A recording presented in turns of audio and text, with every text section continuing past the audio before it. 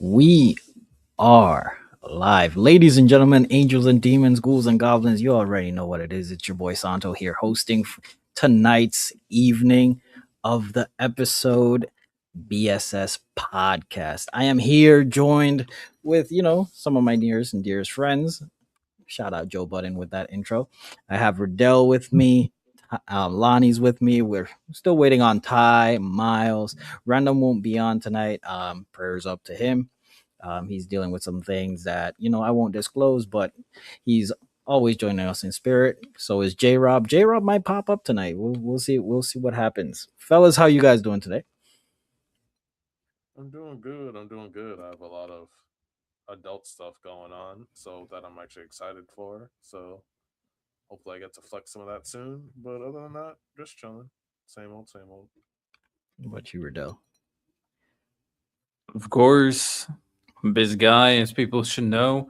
Doing like political stuff, of course. Gonna see the Spider-Man movie this week for sure on Thursday. I'm gonna be locked in. That's one of those series that don't want any spoilers. So opening day, we're gonna be locked in for that one. And I'm getting a new phone, so that's pretty cool. Listen, the streets have been asking for this for about a month. I can't with that camera, man. I can't. You be stressing me. Every time I see you post something, I get like a little spike of anxiety. Be stressing me, bro. Riddell's camera has a blunt filter on it at all times. That thing, he's in smog All heaven. of Wiz Khalifa, that shit is faded. Yeah, that shit is pretty cooked. But I had a deal to upgrade to an iPhone 16e, so I was like, you know what? Let's do it. A whole new world. Mm-hmm. Riddell's camera about to be the freshest. He's gonna be in HD 4K. 100%. I'm also thinking, you know what? Since we're grinding the gym, and I go to like a 24-hour gym, so there's not a lot of people in there. Might showing off the gains, man. No, Workout clips. I realized before he even said something else, I realized what this means. That means we're going to be getting the freshest selfies. Every time he gets a haircut, he's going to be posting. Now, he's going to be unbearable. He's going to be unbearable. Stick to your phone, actually. Stick to your damn phone. Nah. We got the so when I first joined, we had Durag Riddell, Dictator Riddell. So now we're in Thirst Trap Riddell era? No, HD Thirst Trap. HD 4K. 4K. Hey, man. High res. Gotta live life, man. Gotta live life. You know what? I kind of respect it. I'll say that. Hey, new phone, new me. Let's go. All right, man. We're locked. Gotta do what you gotta do. But yeah, I do recommend everybody get in the gym, grind it out. Track your calories, get healthy. It's not that hard. Just get a routine on. I recommend it for everybody. And post your thirst traps. Follow Riddell's example. Crazy work. Hey, man. Have pride in what you look like. You know what I'm saying? So, per usual, let's get the business out of the way.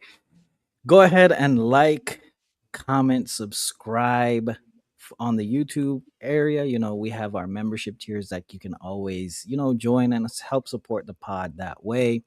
Also, you can hit up our link tree where we have posted there all of our social media platforms from Facebook, Instagram, X, if Blue Sky is still a thing. Anywhere you can find content, we are there. Patreon, we have exclusive content there. More coming soon also. And also one of the biggest ways you guys can, be part of our community would be joining our Discord, where we have in-depth conversations regarding everything from sports to culture, even politics, food, cars, whatever subject it may be. We're in there talking about it. So if you want to get to know us a little more personable, we are there, and join us. We would love to see you there.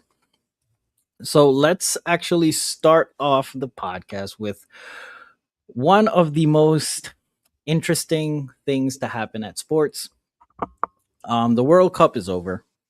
So we were kind of waiting for, something to happen, to keep sports into the conversation of everybody's lives. And of course, someone's got to wear the mask. And LeBron said, "Hold my beer." And I'm going to take my talents to. No, I am going back home. No, I'm going to Philly.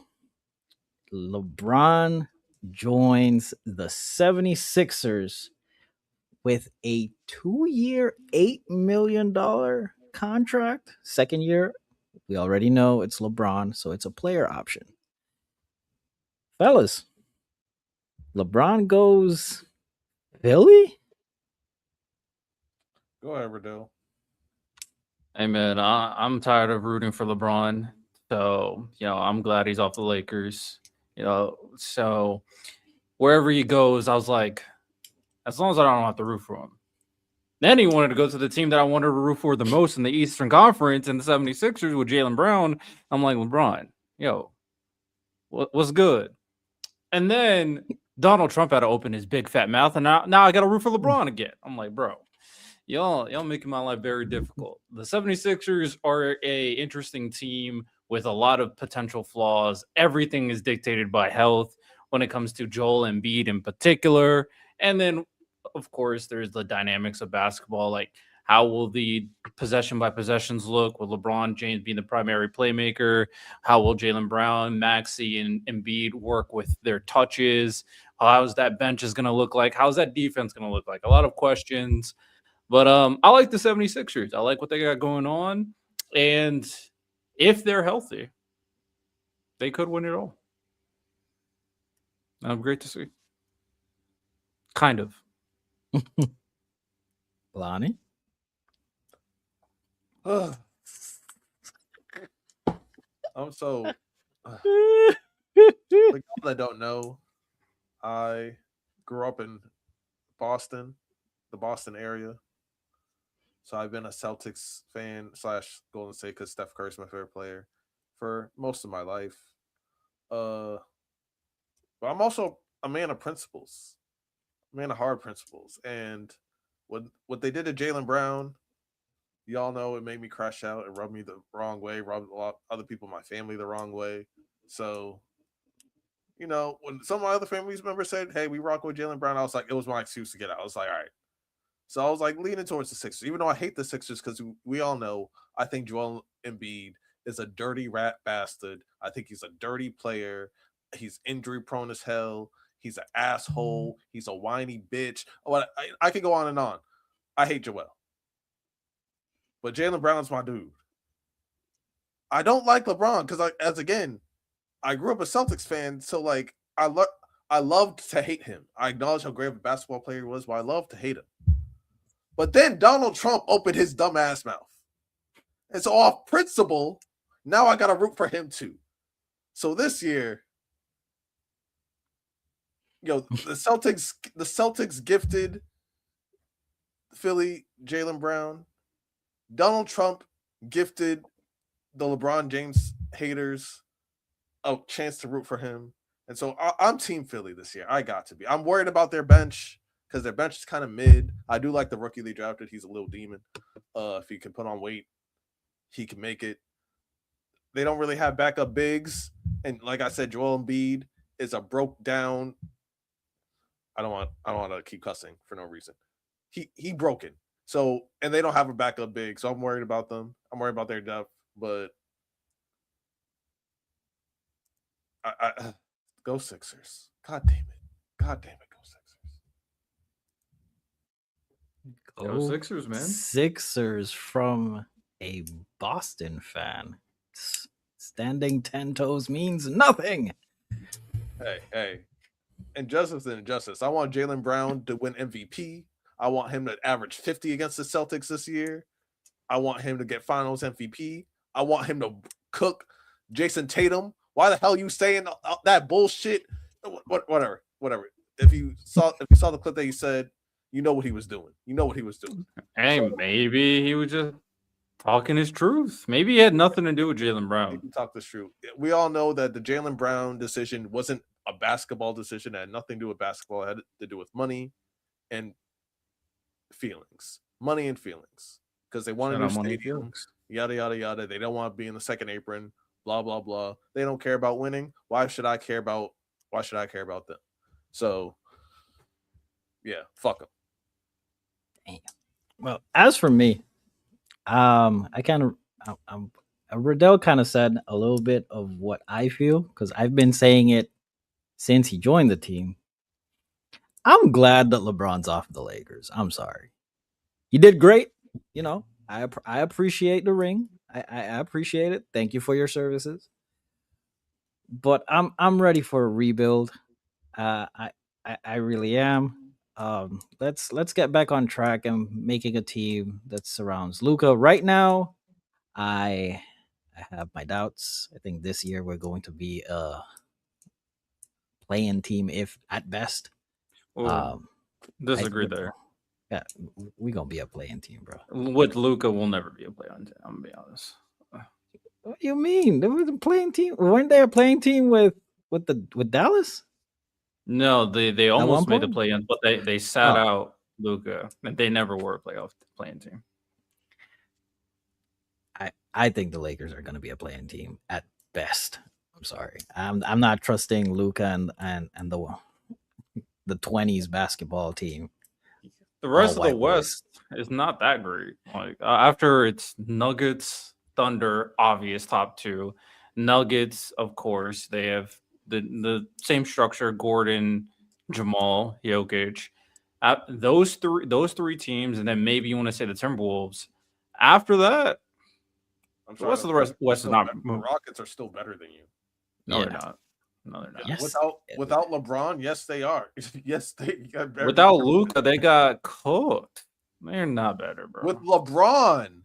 With Yeah. no Luca. What? What are we talking about? Luca wasn't playing. Okay. Yo, Okay. Sengun is not it, bro. Emin can't score. Kevin Durant is getting older. Shout out Marcus Smart. I still fuck with Marcus Smart. He should still be on the Lakers. The fact that we did not bring him back pisses me off. I'm not gonna lie. Bro, But I am depending on Kessler.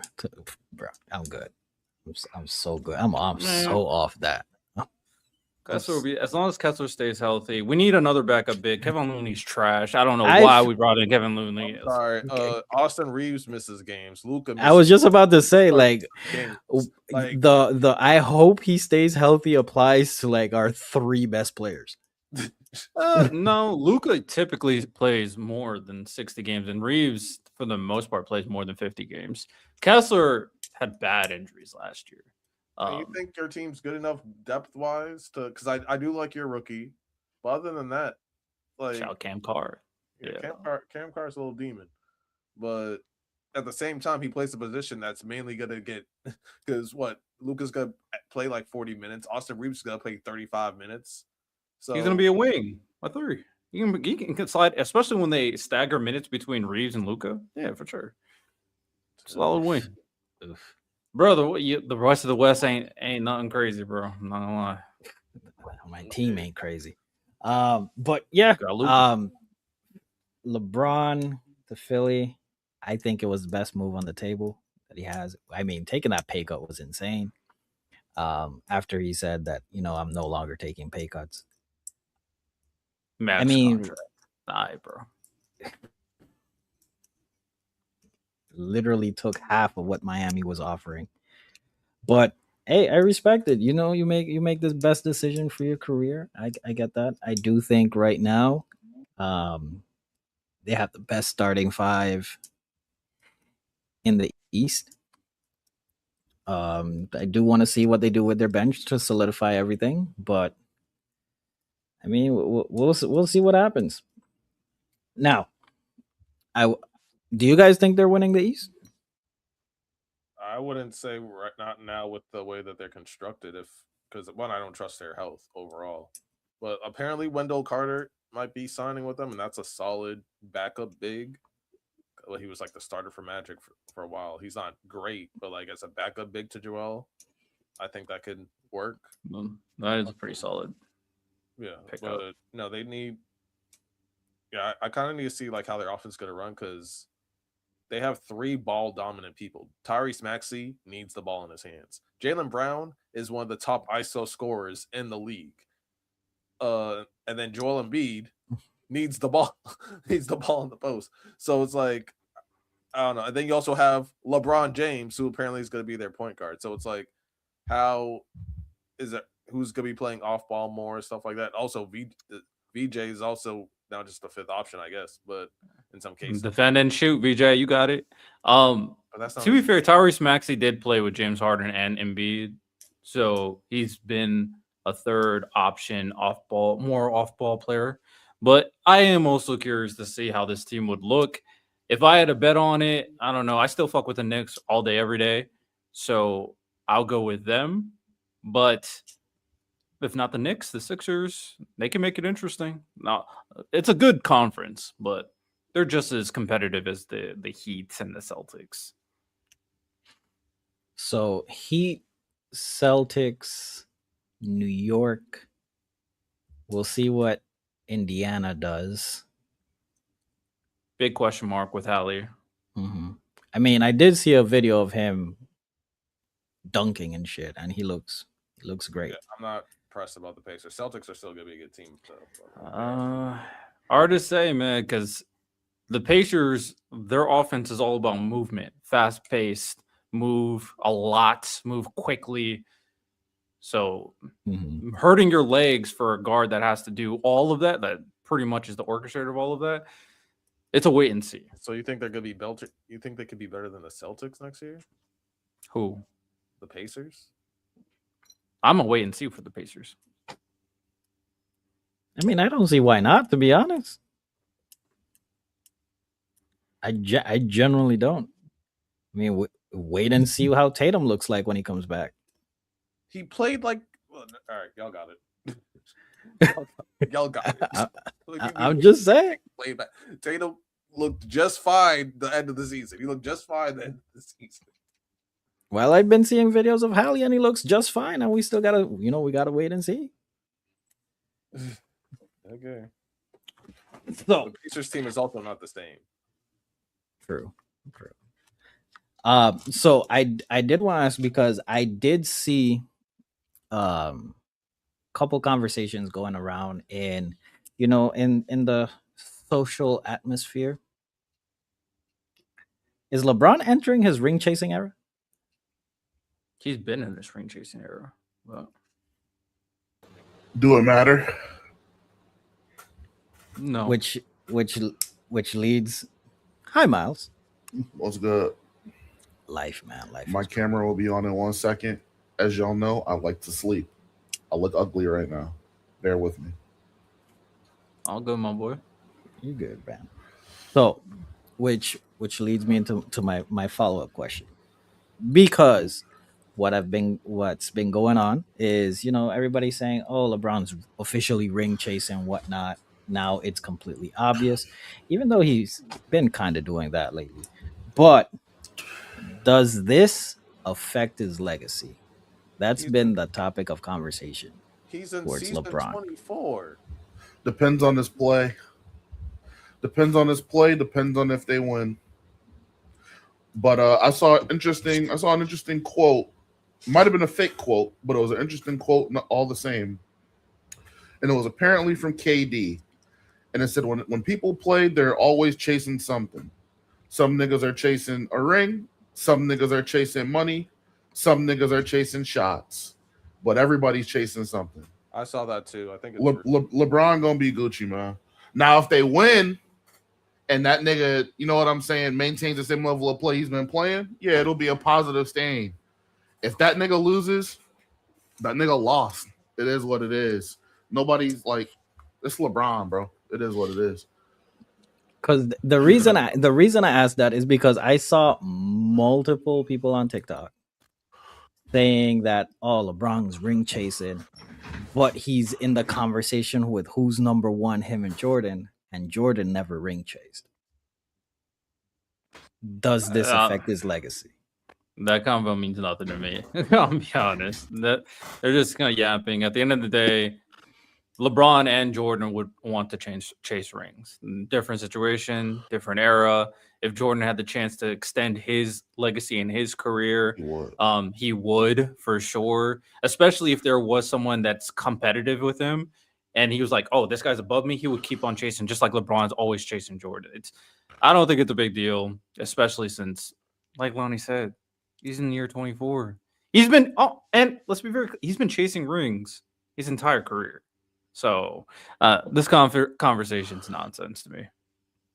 Also, the fact that like all these old heads like Charles Barkley are saying like, oh, like we always tax him for chasing rings. Like Charles Barkley didn't force his way to the Suns, and then after that, forced his way into the Rockets. Charles Barkley and Clyde, and then he went to Portland too. Like, it's unfortunate, but this is just the shit that we're always gonna deal with when it comes to LeBron. But he's in any other year 20 vet or whatever that does this, like when Tracy McGrady went to the Spurs, or when, like they do this shit all the time. Like people want rings, but if Chris Paul went ring chasing, people were like, "Oh yeah, get your ring." It's all opinionated. It's bullshit. And I would argue that LeBron's focus is like building his legacy. So it's not. I think they're oversimplifying and saying that he's only doing this to win the ring. Because if that was the case, he could have joined a better team with the Spurs or the Thunder or the Knicks. But based off like some of the conversations that Rich Paul was having, like, I don't know if this is true. Maybe it's just allegations. But if the premise of I didn't join the Knicks because they won the title, it's obviously he's more focused on building his legacy than just building rings. He wants to win the ring with the 76ers team, which is a bit different, which, again, are you surprised he wants to be the greatest of all time? That's what you want. That's what you want to do. It's not a big deal. I mean, so like I said, I'm playing the side of what I've seen on social media. So let's say this year does not work for LeBron. Let's say they make it to the Eastern Conference Finals and they don't get it done. LeBron opts out and joins the Spurs. Like, does it look bad? Karl Malone get that last ring. No disrespect to LeBron by comparing him to Karl, man. True. This is Karl Malone on the Lakers, man. I guess what I'm asking, at any point, do you change your mind on how it may look? No. At this point, you have him number 1 or number 2, and you're not going to change your mind. I don't feel like whatever he does at this point in his career is going to change your opinions on LeBron.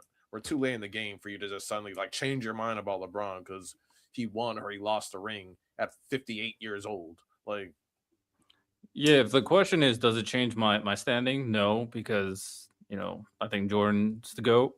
But it's like, do I think the move of I lost and then I just like hopped on the Spurs? Do I think it's cringe? Yeah, I think it's cringe. But I also don't care that much about it. Yeah, I'm in the camp of not caring. I feel like most of the people who care about this just hate LeBron. Is anything to negatively disparage LeBron? Not everybody, but most of the people. So I already hate LeBron. About that. I didn't need LeBron to turn 50 for me to hate him. I've been hating that nigga, so we consistent. Yeah, I'm on the same. I do have him as the greatest, but I still can't stand LeBron, bro. I can't stand. By the way, Miles, you joined in after I asked this question. Do you think they win in the East? Oh, Philly. Yeah, all right. I'm asking. No, I don't. Who's the best team in the East? The Knicks. Was that a question? The Knicks. They're the best complete team on the East Coast. Complete team. Yeah, the Knicks. Now, there's some starting fives I would take. There's some individual players I would take over Brunson. But as far as a well-oiled machine, the Knicks still got it. Now, and I think I said this on Dojo, if Embiid now has titanium knees, right, which is a wait-and-see thing. If Embiid's knees are titanium, that nigga got mobility again. That nigga can play some defense, not even immaculate defense, but he can play some defense. Then my tune will change. But a lot of this shit is wait and see. Until I see the landscape, until I see some of these teams actually put the ball in the court, I got the Knicks convincingly. Bad. I'm also, they'll be early on, but it's wait and see for the Pistons too, because I do like some Pistons. of the Should ask. Wait Not as and the see number one what. Should See ask. what. but they needed scoring and they added scoring, so I need to see how. Who Where's they the added? score? You Where's the you score? you Where's the about score? to you about to see the same show again. Cade put on a backpack and try to do it himself. I'm curious. Where's the scoring that they added? They drafted a guard. Draft. They drafted a Hey, I fuck with him, but Sounds- he ain't No coming one, into no the one, league. no one could score in their teams besides Tobias Harris. John Collins, And he's they got rid of good. Tobias and Harris. yeah, he's gone. All right, well, like I They said, went to John Collins. Second option, John Collins, and bid 2026. I didn't say all that. I mean, he's more versatile than Tobias, but I don't know. Versatile. That one nigga is not changing the needle for their offense still being dog shit. So For sure. Man, well, we'll see. Chat. Let us know what you guys feel about that LeBron move. Let us know who you guys have winning the East. All right, moving on. Let's segue over to some anime. Bleach ugh. is back. Stop it. That's hate. Bleach is back, Shit didn't make no noise, man. bruh. Anywho, Bleach is back. Episode God of Thunder. In this episode, we saw, by the way, animation. We saw a few fights happening. We saw, a little bit of Askin and Yorichi, and we saw Uryu versus Jugrim, which they absolutely cooked with that. But it was primarily focused on Yorichi and God of Thunder form. What do you guys think about the episode? I thought the episode was really good. Didn't watch the movie, so I don't know how much is like overlap of the movie itself. It's like the first Really liked the opening. I thought the opening was great. The visuals was great with the opening. The music, not my favorite, but still very good. We really got to talk about the OST and the scores? They always cook when it comes down to it. The Bleach might be the Godfather when it comes down to that. Not gonna lie. I liked the beginning shot where Yuha saw his nightmare and he was laughing about that. That was a really good villain character moment. The pan shot at the beginning too, where they were showcasing the entire battlefield and showing what everybody else is doing on the scene. I'm being honest, they really do a good job of like really being immersed on like what is taking place there. You can have issues, which I have had reading the manga in terms of like different narrative things, but the way the anime is making me like be invested on different elements, I fuck with it. And I agree. Chad actually did something. Right. Is that part of the manga? I don't remember the stats stone. No. So they were like, he's irrelevant, so let's give him something. We fighting Shout out. We fighting statues, and that's comp, bro. He was fighting nothing before, so at least To be fair, nothing to statues is above Santo. that's what I'm saying. Sun Jin-woo beat a statue, and now he's aura farmer like hell. So there you go. That's different, though. Hey man, shout out. I will say, and since we're talking about that, if it was just him by himself, those statues were winning. Backup had to come with Ganju. If Ganju's not there, Sato's in the dirt. I'm not gonna cape for this chat. I don't care. But hey, he got some. He's not wrong at the same. He's not wrong. He got something. I also like the transitions for Bleach. Like the production's always like on point for what they're doing. The transitions was pretty cool. Uryu versus Drugrim was a really good fight. I'm sure we'll talk about that. And of course, the Yoruichi stuff. That's what people have been talking about ever since the movie came out. Her design, the cat stuff. We expected it. It happened. So shout out Yoruichi, man. All right. I'll get this part out the way. Miles is right. No, don't get me wrong. The episode's amazing. I'll go into how great the episode was, but no one was talking about it. Unfortunately, it wasn't. It didn't have that. It didn't have the motion that I thought it would have. I was actually disappointed how more people were talking about Mushoku Tensei for the reasons we know they were talking about it online than they were about Bleach in its premiere. I think there's some of that have to do with like the movie coming out like a few weeks ago, and then like them just reiterating the same content, probably. But I mean, it was a good episode. I agree. Like the opening was amazing. The animation was crazy. The way that they pivot around the screens and stuff like that's crazy. I like the I like the added dialogue in the Uryu fight. It kind of like gives him more. It kind of I forget the blonde guy's name off the top of my head. Drew. Drew. It gives him a lot more character because he doesn't really talk a lot in the manga at all. He barely talks. So like him actually getting like expresses disdain for Uryu.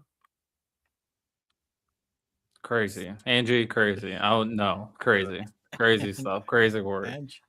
For the I don't know audio who you- listeners, Angie Carr is one of the goated chat members. And she asked, why Riddell have like he wouldn't turn Catboy for the feline breasts? Yeah, that's crazy work. I do think it's mostly because of the movie. I do think I've seen a lot of stuff of people talking about the Yodorichi stuff in particular, and that was the highlight of the episode for obvious reasons. Also, it's been highly praised. I mean, I'm looking at my anime list. They gave it a 9 for the episode, and I don't think it was a 9 rating episode, but a lot of people were. I would give it like I'll probably go 8, 7.5. But obviously, a lot of people liked it. Obviously, a lot of simps are corralling around Yoruichi.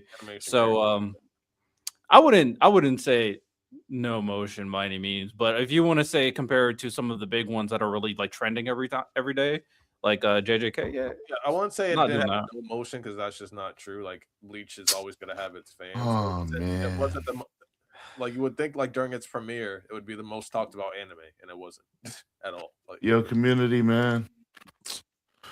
Y'all kind of know me as one of the realists up here, man. Don't let especially Riddell, he disappointed me right now.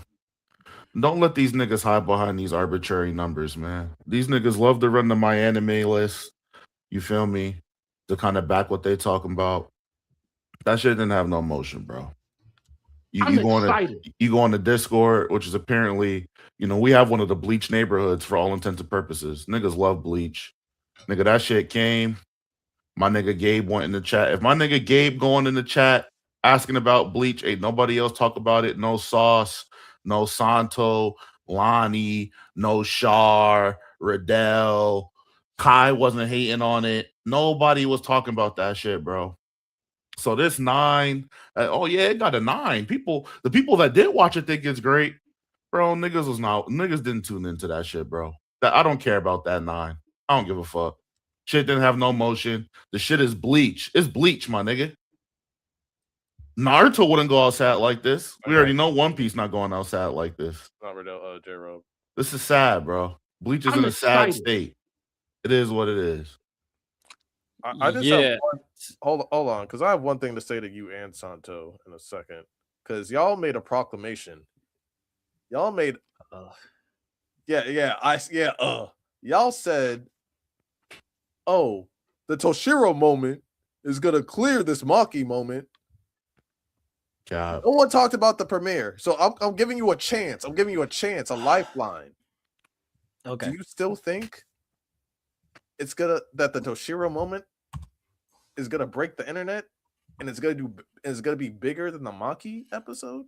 You're making it sound like that. I'm giving you a chance. I'm giving you. Was that the argument? I'll say this. That was the argument. I gave that. What was the? Wait, hold on, Santo. What was the argument, Riddell? Which one had more aura? That was the argument.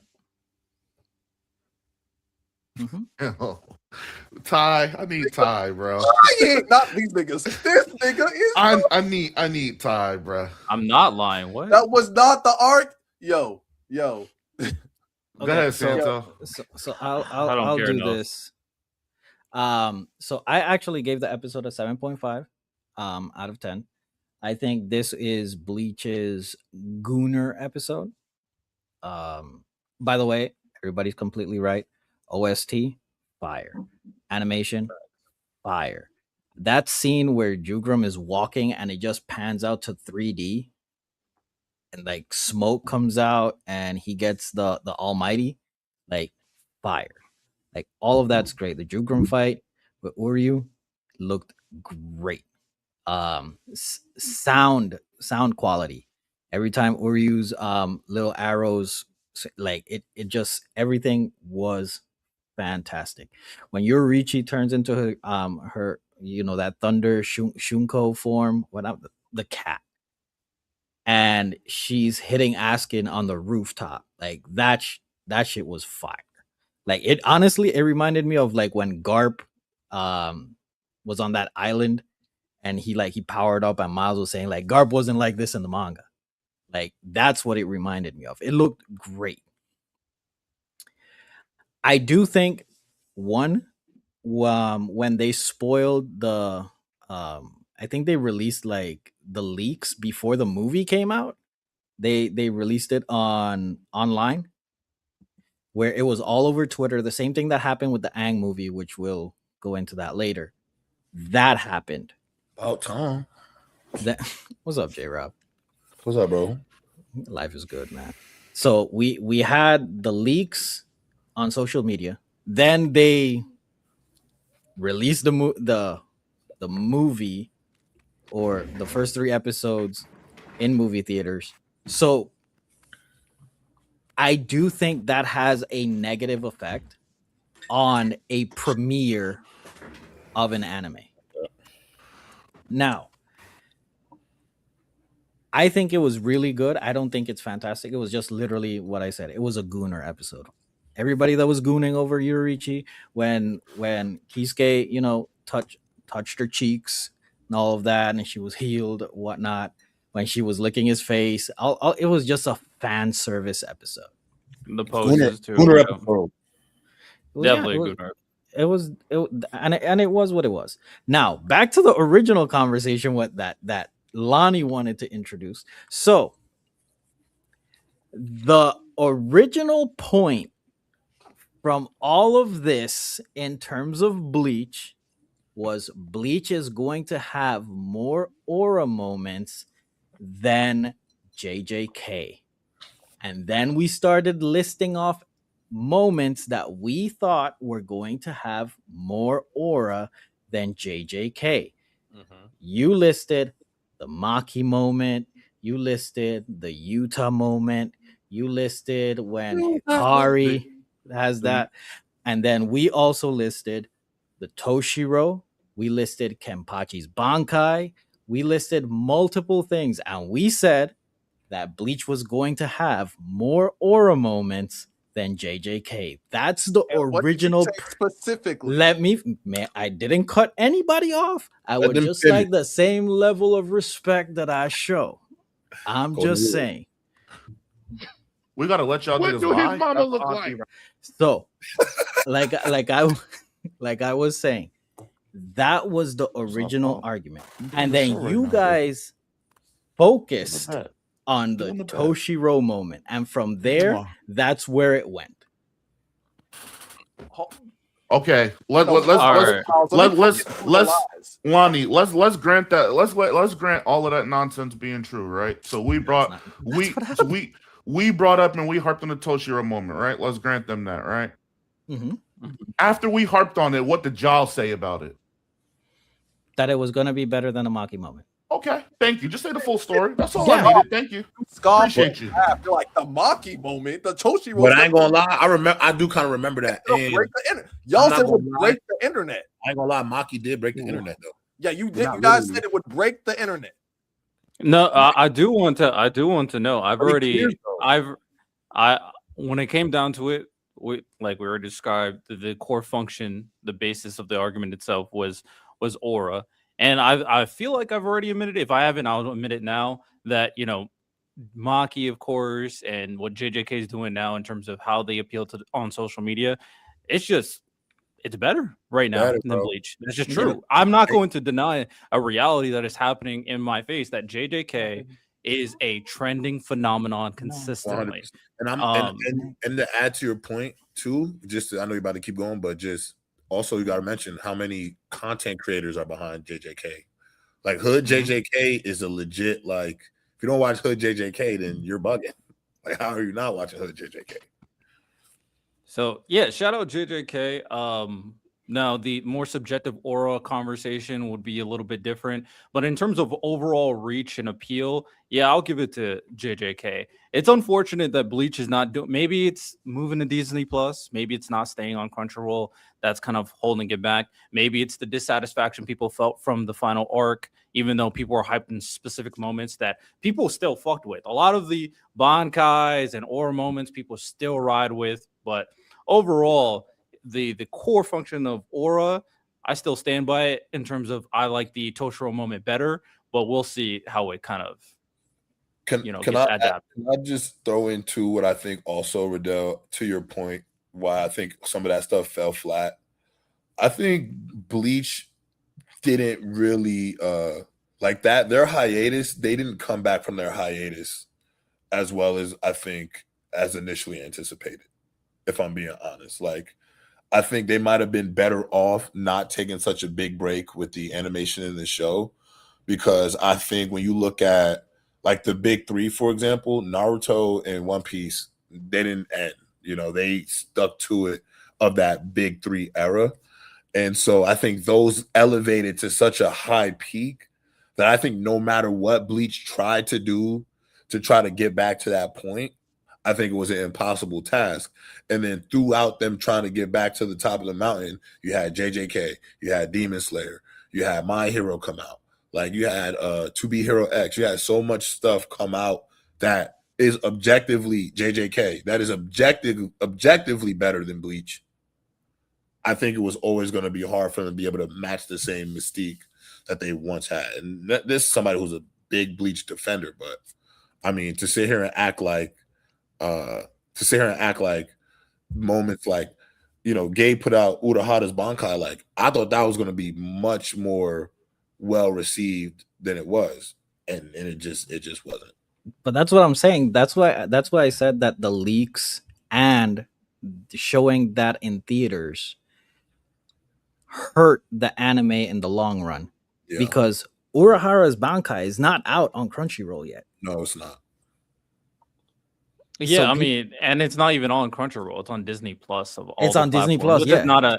which is not an anime hub. And for all intents and purposes, the people who do watch it still very much like it, but it's 100%. not kind of transcending the base into more like mainstream appeal. And who knows, maybe by, you know, once we get the moments we've been referring to, that will start happening, especially once we get past the movie content that was put out. Because the movie went out and people who watched it fucked with it. Highly rated, very liked. People fucked with the movie, but we're just rehashing the movie in like the next 3 episodes. And maybe, because I always thought One Piece and Naruto was always better than Bleach. But Right. maybe if the Hell arc does appear, maybe if they do kind of fix the mistakes of the final arc and they give it the current adaptation level, because the Bleach adaptation for the final arc is still amazing. If they Right. give that type of production to the Hell arc and they give like it real some care and thought, maybe it can spark that magic. Maybe. I think too, a lot of anime franchises that are popular did not, if they didn't get to like Netflix or a Hulu, I think when that mass migration of like, let's be real, y'all, anime over the last, what would you say, 5 years, 6 years, let's just say 2016 to now, has been going through its biggest, like, I think, surge in popularity. Like before, when Bleach was at its best, come on, guys, you know, anime, we were still dealing with you watch anime? You know, that era is over now.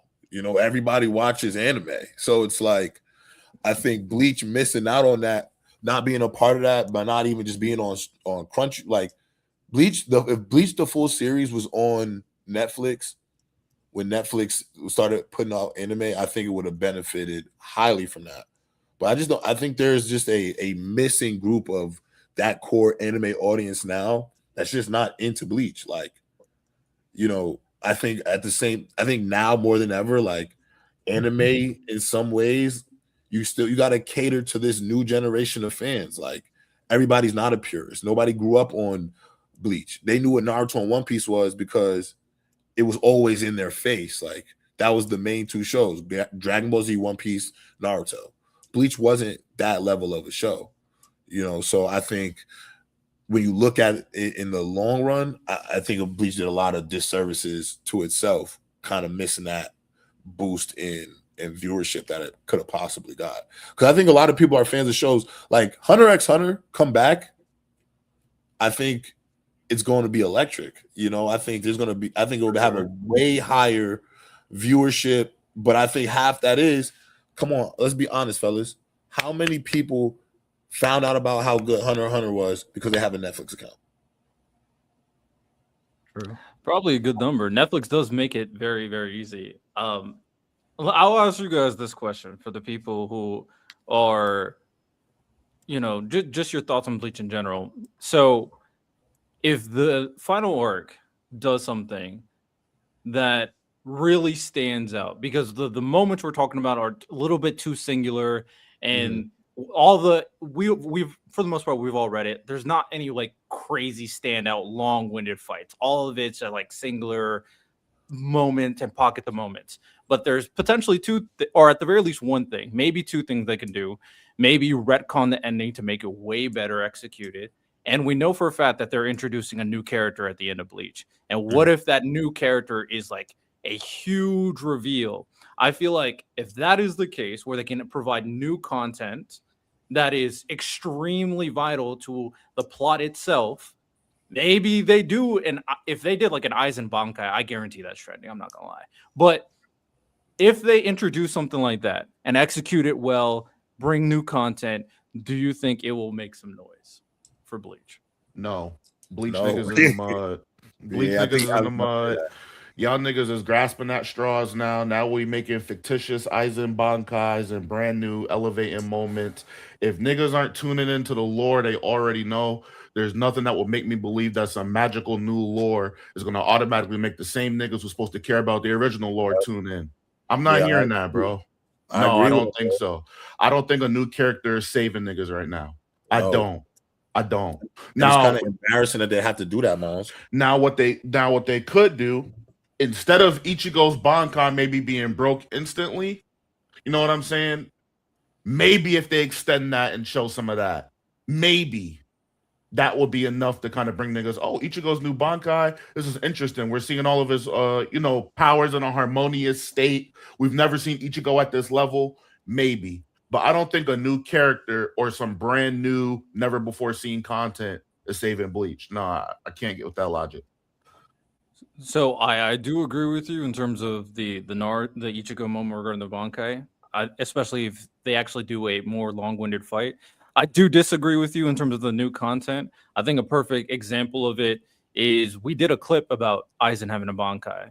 I think Lonnie brought something up from what he's seen regarding potential hints at it, and that is one of our biggest clips, period, because like, yo, Aizen Bankai, wait, hold up. So I do think new content would stand out. No, Riddell. You see, I disagree with you. you and your politician bag. You can disagree with me in the sense of the Aizen Bankai. Mhm. But if we were to make a scale of likely new things to happen in a 1 to 10 ratio, Aizen's Bankai is a very unlikely scenario, right? So Agreed. make that one piece of new content, that in particular, I could grant that to you, Riddell.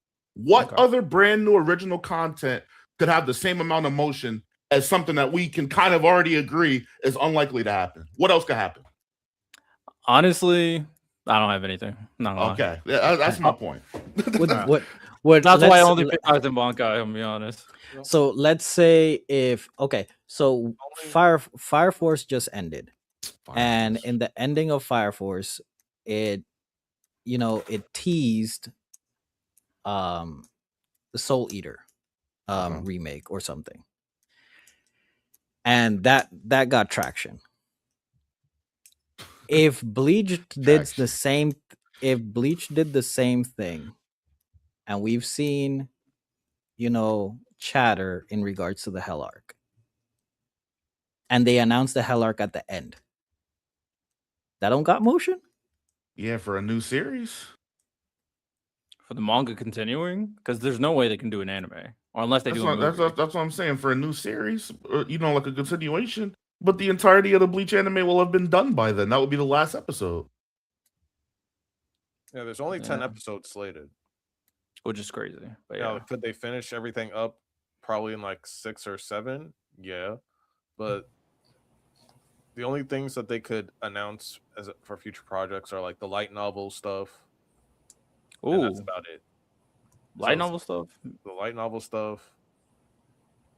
They could. What is it called? Like something New World? Can't fear your own world. There's 2 of them actually.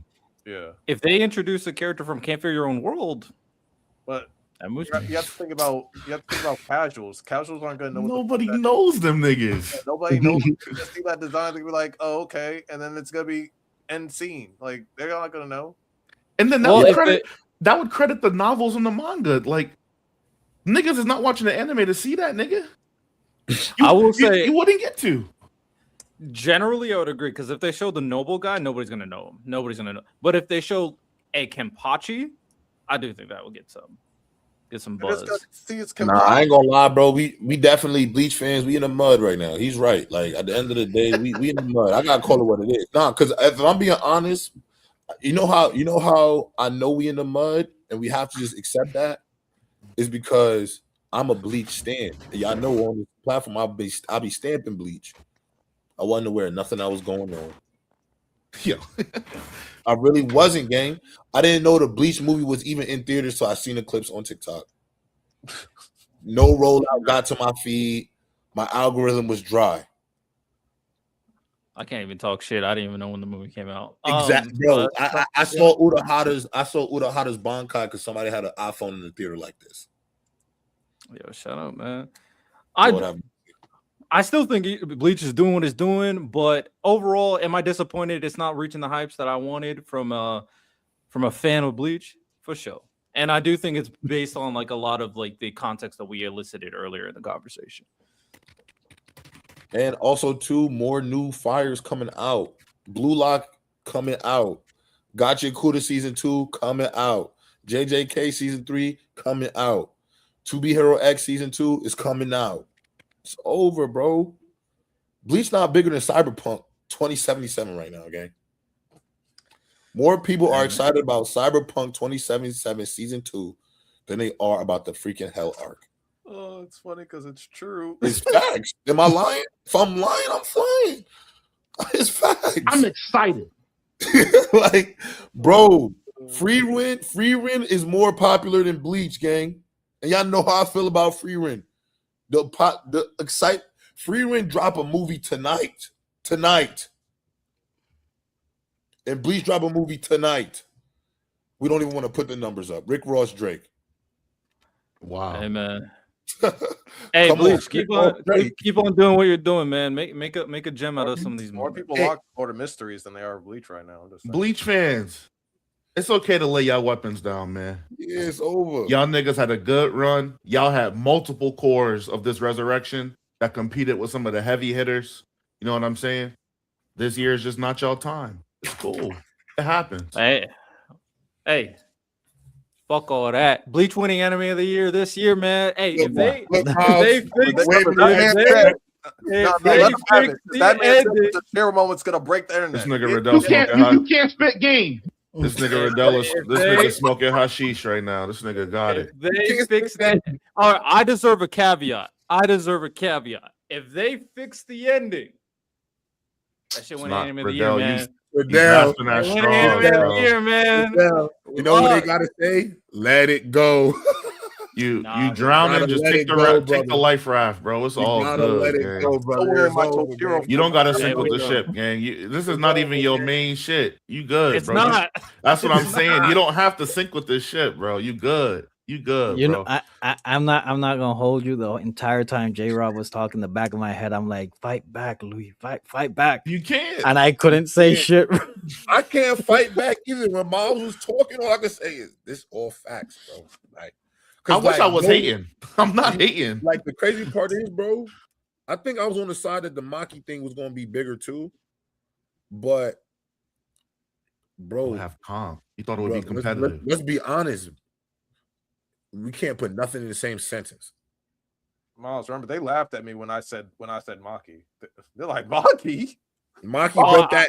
They were laughing their ass off like it was crazy. Lonnie, let's bring it back to the original. I can be nasty. We have Maki. clips. Lonnie. You guys were laughing at me when I said Maki. You guys were laughing. You guys were in shock that I said the Maki moment would be better than Toshiro. Lonnie, even you. Well, I still got to Toshiro a better moment, but Maki clears into the reach. As one of the pillars of the Bleach fandom, Lonnie, here's the thing, right? And I've been talking about Bleach fans for a while. Niggas will give y'all a objective reasoning, and it be the Bleach niggas that be hating on all of the other series. And then when y'all niggas get exposed, y'all like to run away and scurry. Ain't nobody be hating on Bleach. We don't need to. We know we better. I'm a One Piece nigga. I know I'm better. Fuck am I hating on little bro for? That don't even sound right. So you know what I'm saying? Bleach niggas are insecure about the position that they in, and they hate and they lash out and they say all of these crazy statements that they can't back up. And then they wind up in a situation like this where you're just exposed right now. Santo, Riddell, I could switch both of y'all niggas down right now. Y'all niggas is lacking. I'm in a sedan, 4-door sedan. I got my shit with the extended clip on it. And y'all niggas is buying ice cream from the ice cream truck. Y'all niggas is completely lacking right now. All of that hate done caught up to y'all niggas. It's cool.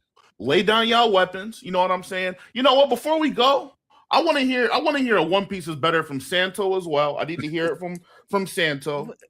And then we can move on to a new we can move on to a new chapter of prosperity and respecting Bleach for the position that it's in. We don't got to elevate it no more. We don't got to have these fake convos that are pointless. I don't know why we were pretending like it would compete with JJK, the most popular anime right now. I don't know why. Other than Demon Slayer, it's the most popular anime right now. I don't know why we had these fake convos. Can I get an apology and that a One Piece is better, Santo? Riddell, I'm not going to have you say too much because you're just fighting the fight for the sake of fighting. If you want to do that, you can drive yourself insane. I suggest you drop your weapon. But Santo, I need an apology. Santo, I need an apology from Santo. Why specifically me, and especially in the terms of One Piece is better? When have I said that Bleach is better than One Piece? 2024 and 25. Are you talking about that one time I have multiple that we points give of reference, multiple clips? By the way, I'm only not coming after Lonnie because Lonnie's on my side right now. I'd be making him get on his by the knees way, later on, I went in the lab and I went 2 years into the thing, which our main topic is going to be Stand 10 Toes on your take. And I actually went back to that episode. And that 1 year that it was a fan poll that we had on BSS on Discord that Bleach beat One Piece in Anime of the Year on a fan poll. And remember, that's before I watched One Piece. Santo, I want you to hear me out. Let me but hear me real quick. I'm saying you attacking my points directly, right? But there's something you got to understand. I don't care about arbitrary numbers and polls. I got you. Like what you saying to me, it doesn't reach me right now because I know that our community is a Bleach community. Of course it will win. But when you sat up here and when Lonnie sat up here and when other niggas of the community were asked and pressed about it, y'all could not give me a substantive argument as to why it was better. That's what I care about. I don't care about arbitrary polls. Where's the argument that is better? And again, this because me and Lonnie was in this conversation. Filibuster. Riddell, you used to this. At no point did me and Lonnie said Bleach is better than One Piece. Oh, we said, man. No, hear me out. Verbatim, man. Miles, verbatim. It was Oh, we Bleach turn my had camera on, man. had more impact that year in its return It didn't. than One Piece. That was the main argument. It didn't. And then literally multiple times, Lonnie says, I never said Bleach is better than One Piece. I literally, you can check my YouTube history. I went back to that video today to get the takes for the main segment. Gotta let it go. Like when not you Riddell, excuse me. no, and hear me out. And the last thing you said was, I need an apology from Santo I and do. from Lonnie. No, hear me Look, out. And look. we gave it to you that we need to admit that if we are giving this award to Bleach, because you referenced the Derrick Rose MVP, this is a sorry given what was it? Voter fatigue award given to Bleach. And we Yeah. both did that. I did give it the Derrick Rose MVP part. I did say it's like, yo, this is Derrick, because LeBron, like One Piece is LeBron that year. He played better than Derrick Rose, but That's what But we did. That's really what have happened. more So you impact? already Or we- got your J-Rob, apology. And at no. no point we said But the thing that is, Bleach bro, was better. but I'm not gonna front Santo. You're gonna be so mad when I say this because I love your soul, brother. I love your soul. This smell like you rolled up a big blunt of coke, gang, and you smoking it right now. Mm. And you smoking it right now. You smoking it right now, gang. Like, look, bro, Yo, you gotta let it go. my fault. I look again now.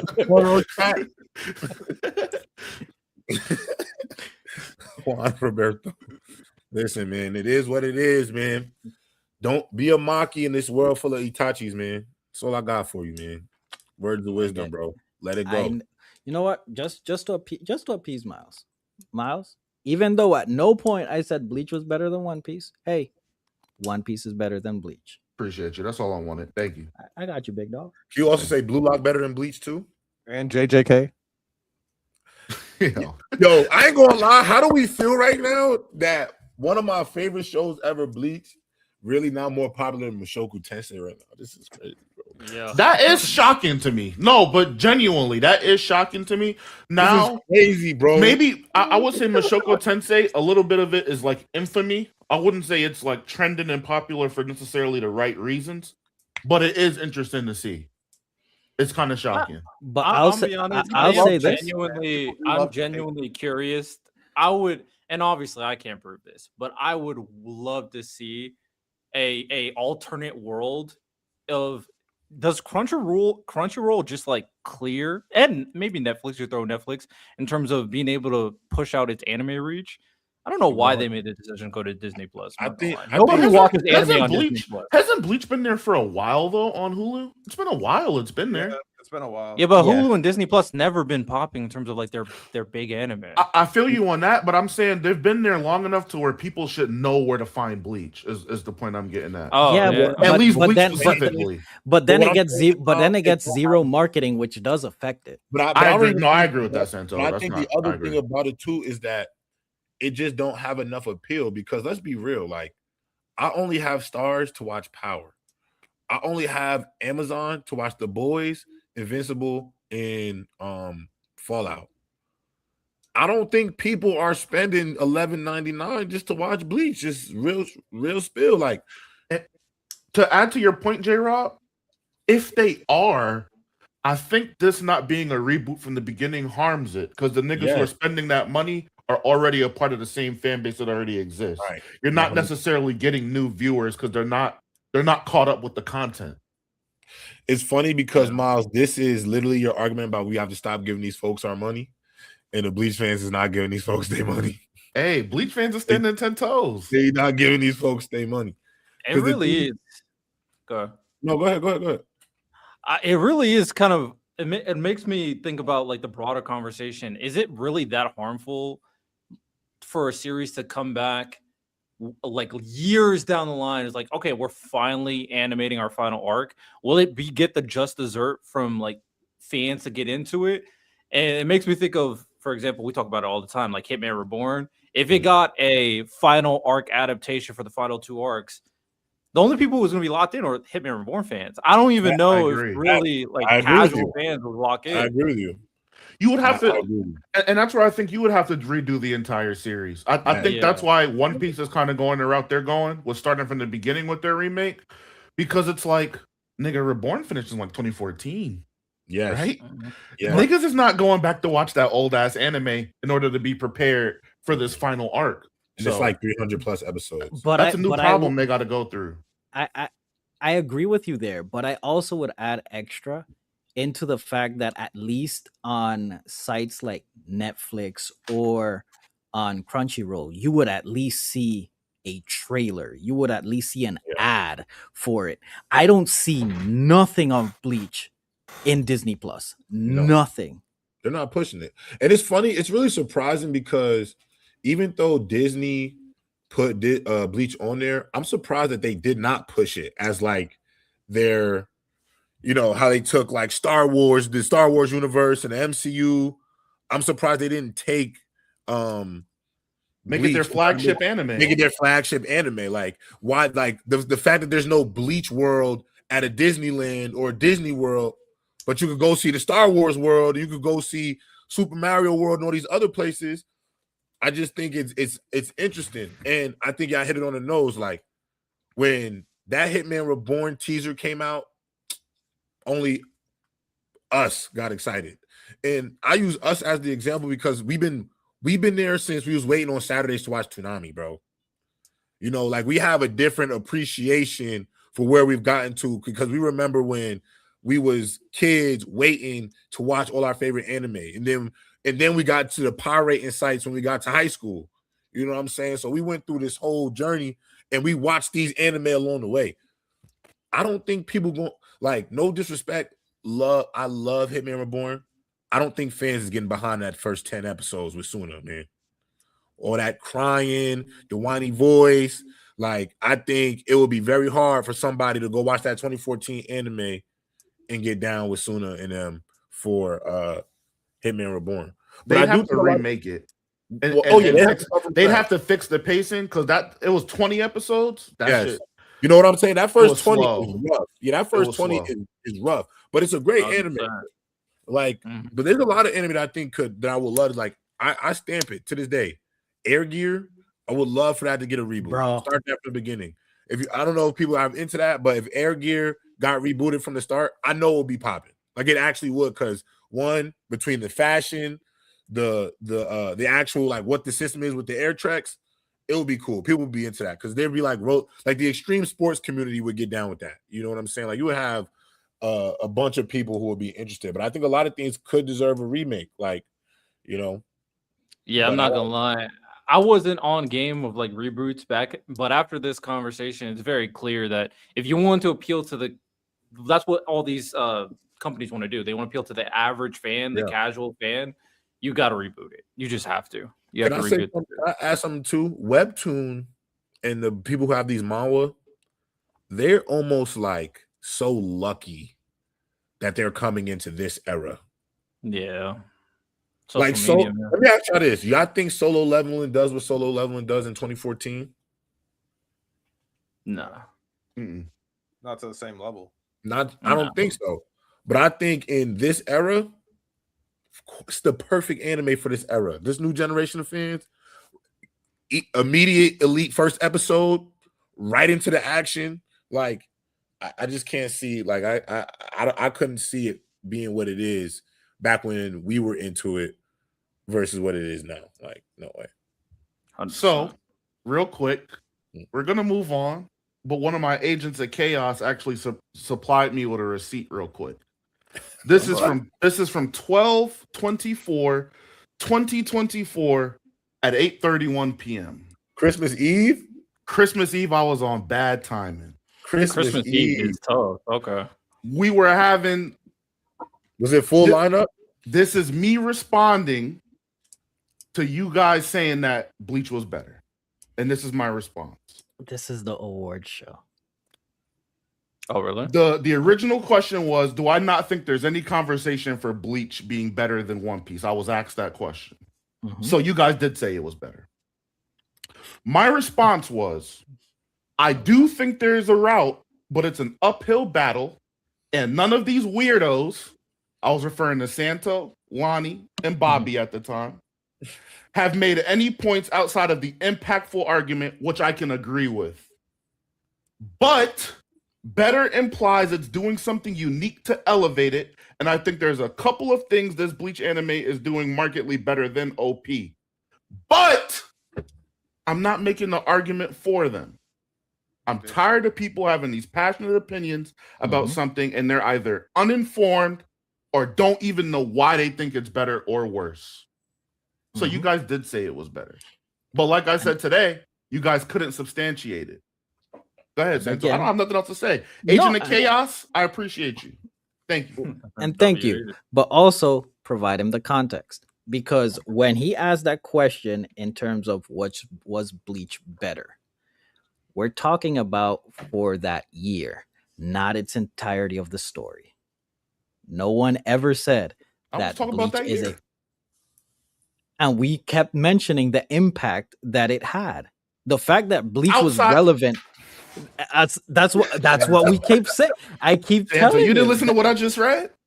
I listened to what you just read, and our main acknowledge the impact, and that's all I'm saying. That the entire argument that me and Lonnie were making was in terms of the impact that it made. So we got fictitious. I'll even say 5. We got a 5-question test. You got 1 question on the test right. That you passed? No, based on that premise, no. All right. Impact alone can't make you better than the entire series that has better everything else. I'm sorry. If I was to say Sword Art was better than Frieren or Witch Hat Atelier, I'd be lying. What I would say Sword Art probably has a greater degree of impact than them both when Sword Art aired at the time. I would just be lying. There's more than just impact to determine better. We did disagree on animation. We did disagree on music. We did disagree on other things. Well, music I conceded, but music is not a. I'm not gonna lie. Music is not a needle mover. And this one has better music and it has better impact. But this one has a better story, better animation, better aura moments, more characters being shown. Like, nigga, One Piece at that time, Garp was fighting Aokiji, nigga. What are we talking about? Garp was fighting Aokiji, nigga. Luffy one-shotted Lucci, nigga. And you see Black all of this fought Law, nigga. And this is exactly what happened. This is exactly J-Rob. This is exactly what happened in the original conversation, and then we transition straight over to Lonnie saying, "Hey, LeBron James is a better player than Derrick Rose. Yeah, Derrick Rose still won MVP." Like, yeah, but I ain't gonna lie though. The Derrick Rose though, that's not like Bleach not even having D'Angelo, Derrick Rose impact though. Like, couldn't even make a real case. My boy, like Miles said, is an uphill battle. Like, it just is what it is, man. Like, it's not about One Piece being liked more than everything. One Piece is better than everything. That's the problem with y'all niggas. It's not about. No, I'm not saying you. No. I'm saying you Gucci. I'm saying y'all keep talking about just because you like One Piece, nigga. I wouldn't give a. If I did not like One Piece, it's better than everything except maybe JJK and Demon Slayer currently. One Piece is better. Agree. No, I agree. I think One Piece is the GOAT anime, bro. I agree. No, my GOAT is right there. What's that? What you pointing at? That's Bleach. That's Attack on Titan. Yo. Oh, I didn't mean yo. No. Actually, yeah, I'm lying. Actually, I keep forgetting Attack on Titan is my number one. I don't. And that's a conversation. I can entertain that. Attack on Titan is my number one, but then One Piece is right there, right next. Like anime wise, I can entertain that for sure. And then Blue Lock, when it's said and done, will be in my top 5. For sure. You want to do the clip, Riddell? Yeah, let's do the clip. All right, gentlemen. We're all Demon Slayer has dusted One Piece manga. Yeah, you're a bot. Let's move on. No. All right. So I got for you guys. Then what What up, Bleach King? talk? Some Bleach talk. We got a little clip for everybody here, though. When it comes down to it, the big thing that came out of that episode was clearly Yoruichi. So I played into it for this clip. Oh Lord, we're gonna do a gauntlet about the sexiest anime characters, and it's gonna be Yoruichi edition. So, are we making Gooner content right now? Hell yes. They're trying to get us in trouble, bro. Yeah, let me With turn who? my camera off. I'm telling you, Riddell got a new camera on his phone.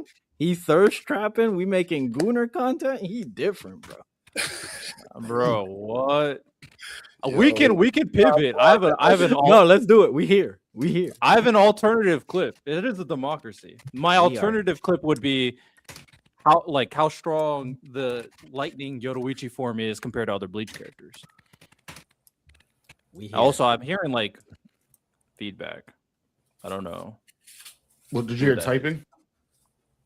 Yeah, it was Maybe? typing that Maybe you it were was hearing. typing? You're a disc? I hear that. My, yeah. Miles that's me was typing. his Oh, okay. manifesto. So what do y'all want to do? Y'all want to do the Gooner clip, or do you guys want to do the power scaling clip? Let's would It's gonna never piss wanna off someone regardless. Would we not call it the Gooner clip? Oh, when we do the clip, we're not gonna call it the Gooner clip. For sure. Oh Let's go. Let's go. All right, We here. All right. Yeah, let's talk about the anime baddies. All right. So I got a gauntlet for my boys here. Yoruichi went crazy when it came down to that first Bleach episode. So I'm going to compare Yoruichi to other baddies in anime, and you guys just tell me which one is better. First thing up, Yes. crazy. First thing up, Yoruichi or Boa Hancock? Hancock. I'm gonna go Boa Hancock. I mean,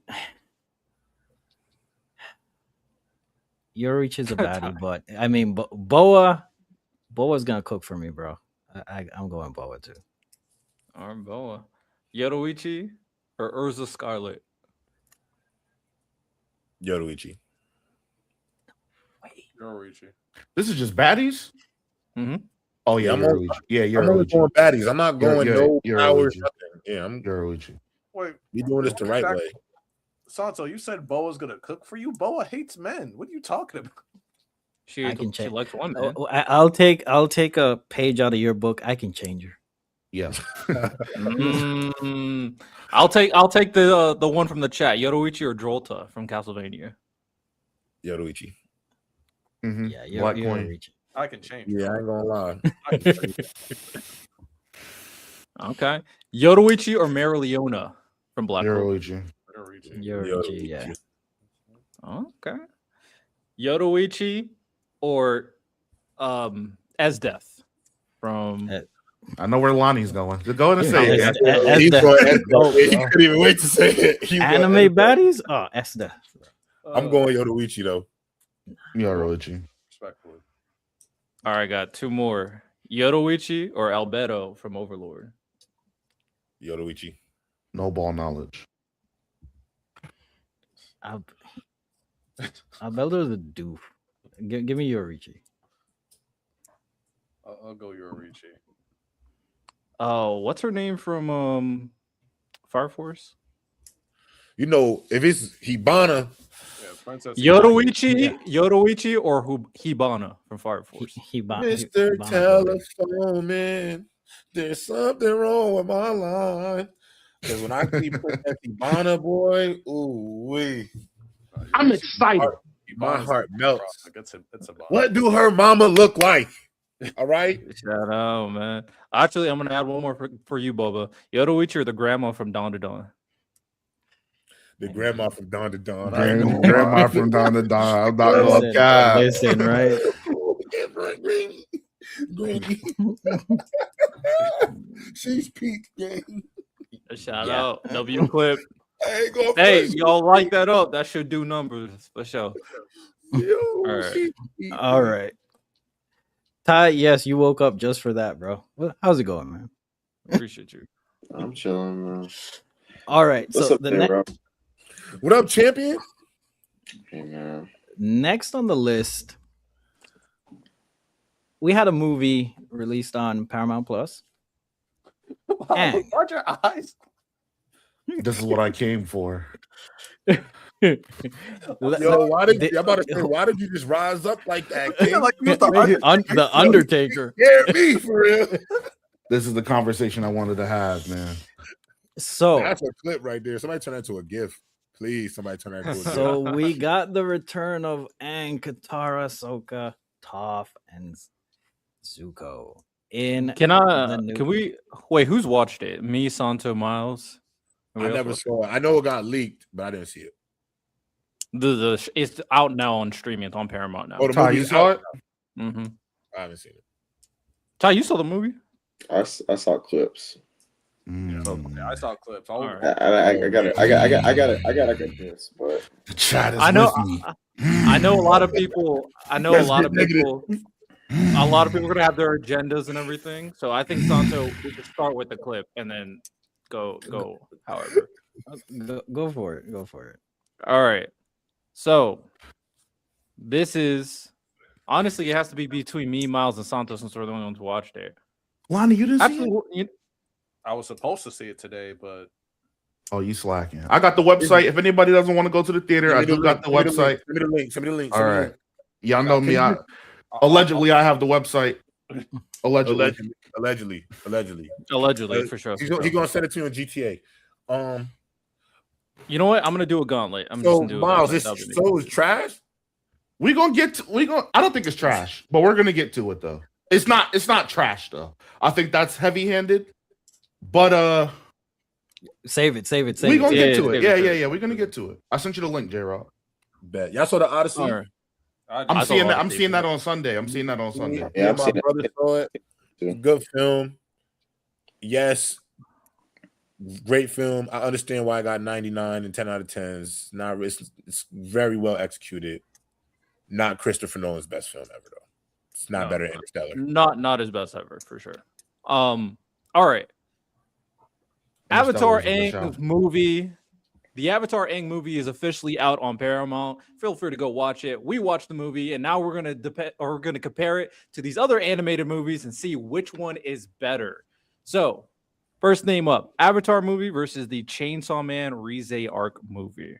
Rize Arc. Chainsaw Man. Chainsaw Man Rize Arc is one of the best animated movies of all time. Rize Arc.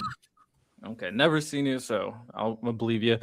Avatar movie or the Demon Slayer Infinity Castle movie? Demon Slayer. Infinity Castle. Infinity Castle. Infinity Castle. All right. Avatar or the JJK Zero movie? Zero. JJK Zero. Man. I just watched that the other day. I agree. JJK Zero. I got JJK Zero as well. Avatar movie or One Piece film Red? Avatar. One Piece film. Yeah, I didn't see Avatar, but I'll probably say Avatar. I'll allegedly say Avatar. One Piece film Red was bad, man. Now that's a movie I would lean towards bad. That movie was bad. I had way too many songs, Miles. Way too many. That movie was bad, bro. One Piece film Red. Avatar or Dragon Ball Super Broly? Super Broly. Broly. Not even close, bro. Shouldn't even be in the same sentence. Not even see the movie. All right. Yo. Avatar movie or Spider-Man Into the Spider-Verse? Into the Spider-Verse. So, Riddell. I'm just asking questions. You didn't see that Avatar movie, and I know it's not touching that. I know it's not. Into the Spider-Verse is one of the best Animated movies films ever. of the decade, actually. Come on, bro. All right. Avatar movie or Spider-Man Across the Spider-Verse? Miles Please, Morales. Clean Miles. sweep. All Hey, right. give And me a last movie. Avatar movie or The Incredibles? Incredibles. This out the mud. Yo, facts. Incredibles. Facts. This is just content. It's content. This is Hey, content. it is content. Hey, people, even though Avatar lost, these are all great movies I mentioned, so you can't be too mad at it. Feel free to name what movies it is better. I thought you was going to say like Spirited Away, Howl's Moving Castle. Well, I have Spirited Away on my list, but then you guys just kept on naming. You said JJK Zero. I was like, all right, Spirited Away. Or something recent, like you could have said like The Boy and the Heron or something like. Not a boy. Oh, right. You missed the best movie of the decade. Puss What's in that Boots. time? Like I said, Oh, Puss in Boots. Puss we'll, in That's we'll, because we'll, of we'll, Decade. we'll get, we'll get into that. I forgot he's I don't know. the chief puss advocate. I don't It's even know if Decade, that man. movie is better than if this I Avatar still movie ain't is seen a better than better movie in Zootopia. 2020. You know, Loki's right. He's telling us to shut up. Super chat. Yes, sir. I did see that Clayface trailer. I will say if Gotham continues to lean into that horror genre little vibe, I could get down with it. I'll be James, honest. I didn't vibe with it personally.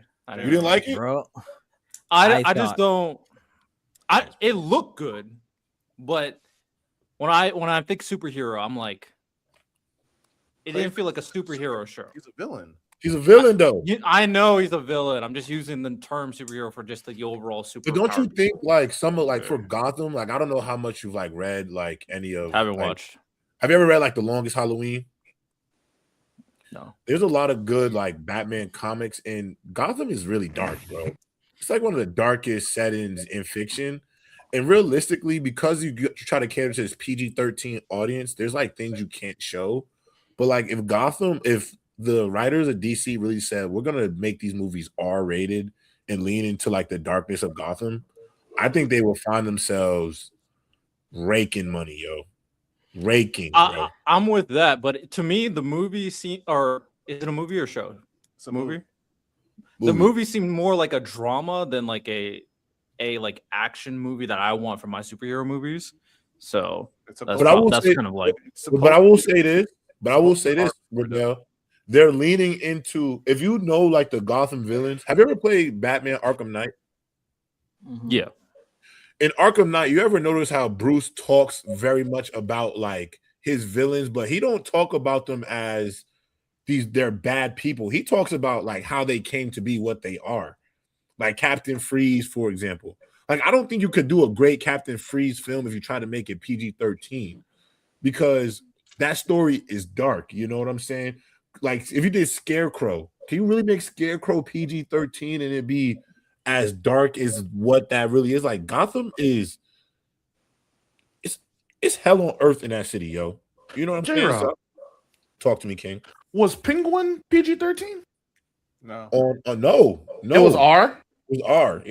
Okay. That's what- I was wondering. Yeah. Penguin was R, bro. That's what I'm saying. Like, I think they should just lean into that. It doesn't have to be extra gory where it's like, all right, this is out of the realm of what people may want to see.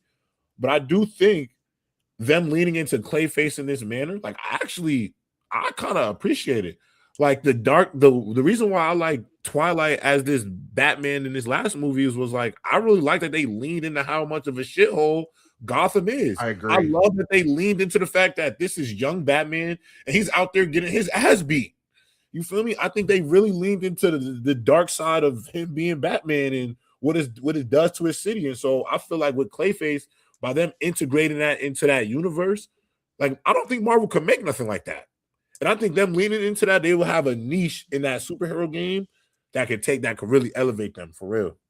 Although I don't hate what you're saying, I guess my thing is for this movie in particular, if the movie, like 85% of it is mostly about Clayface's struggles and like issues, and of course, dealing with his, not only losing his life or losing the version of his life because of what they did in the trailer, but also trying to like mesh this new power, and then only like 10% of it is really like action packed. Would that hit for you as a movie? But like I would the say, Joker, yeah, the you Joker. would- For me personally, it would I didn't like the Joker.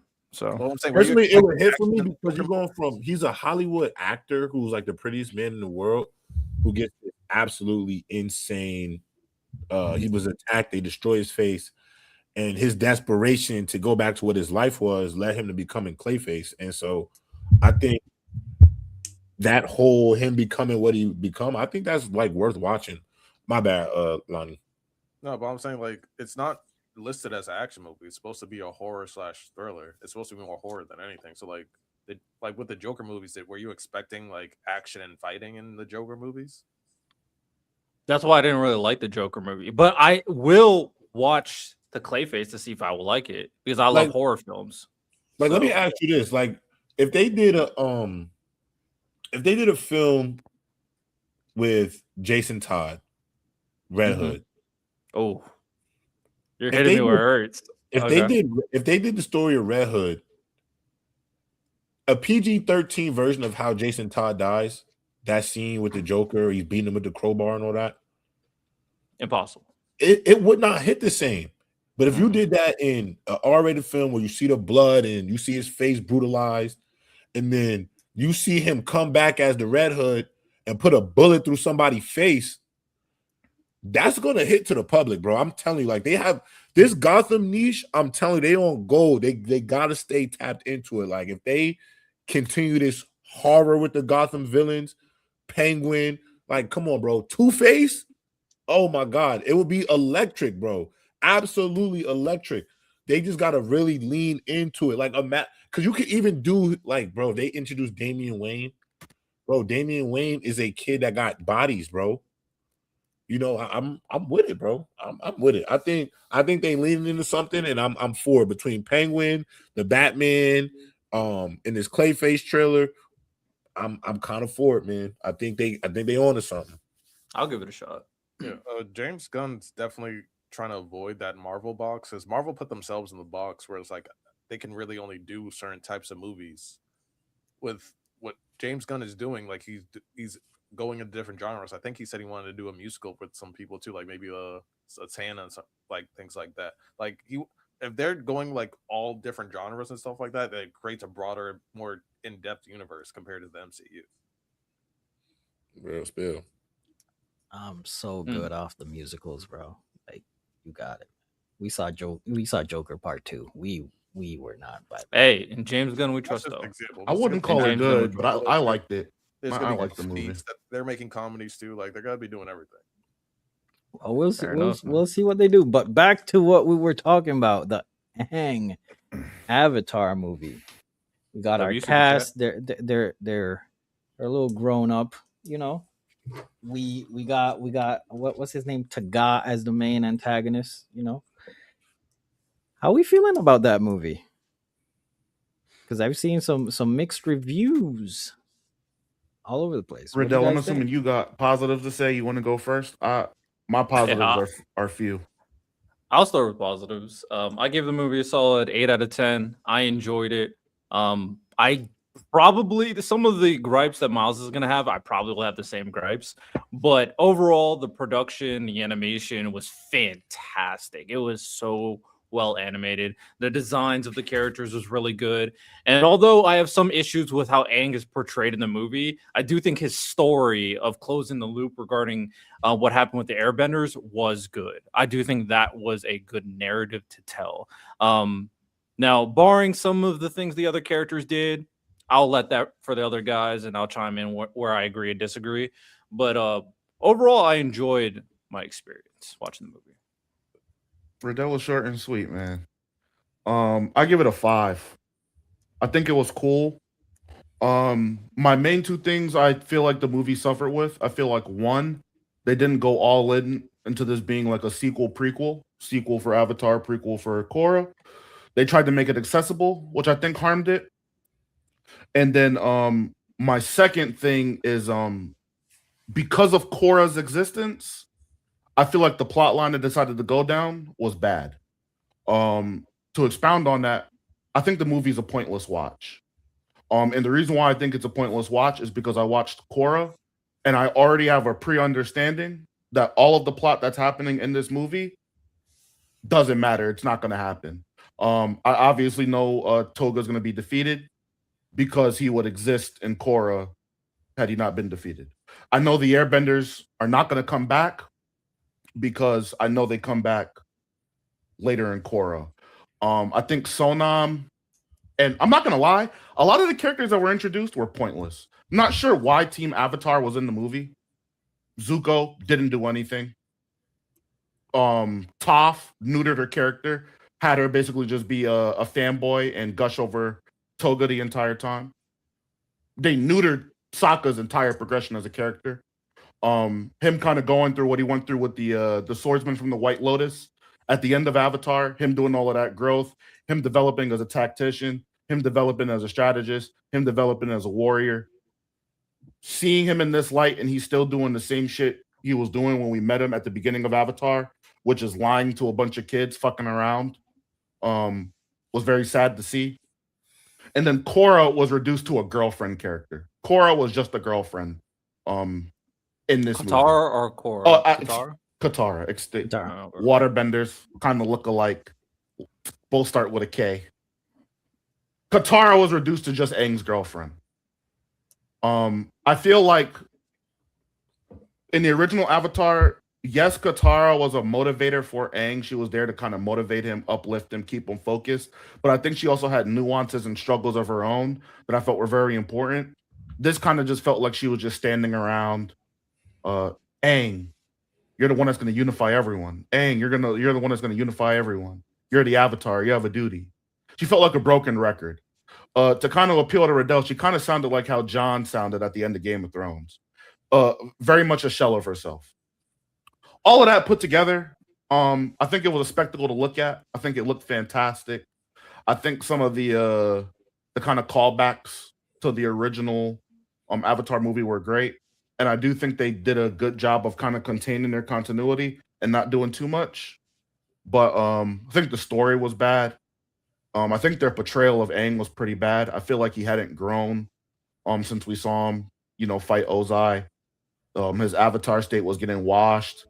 He was using Avatar state to like lift buildings and then being completely drained and gassed at the end of it.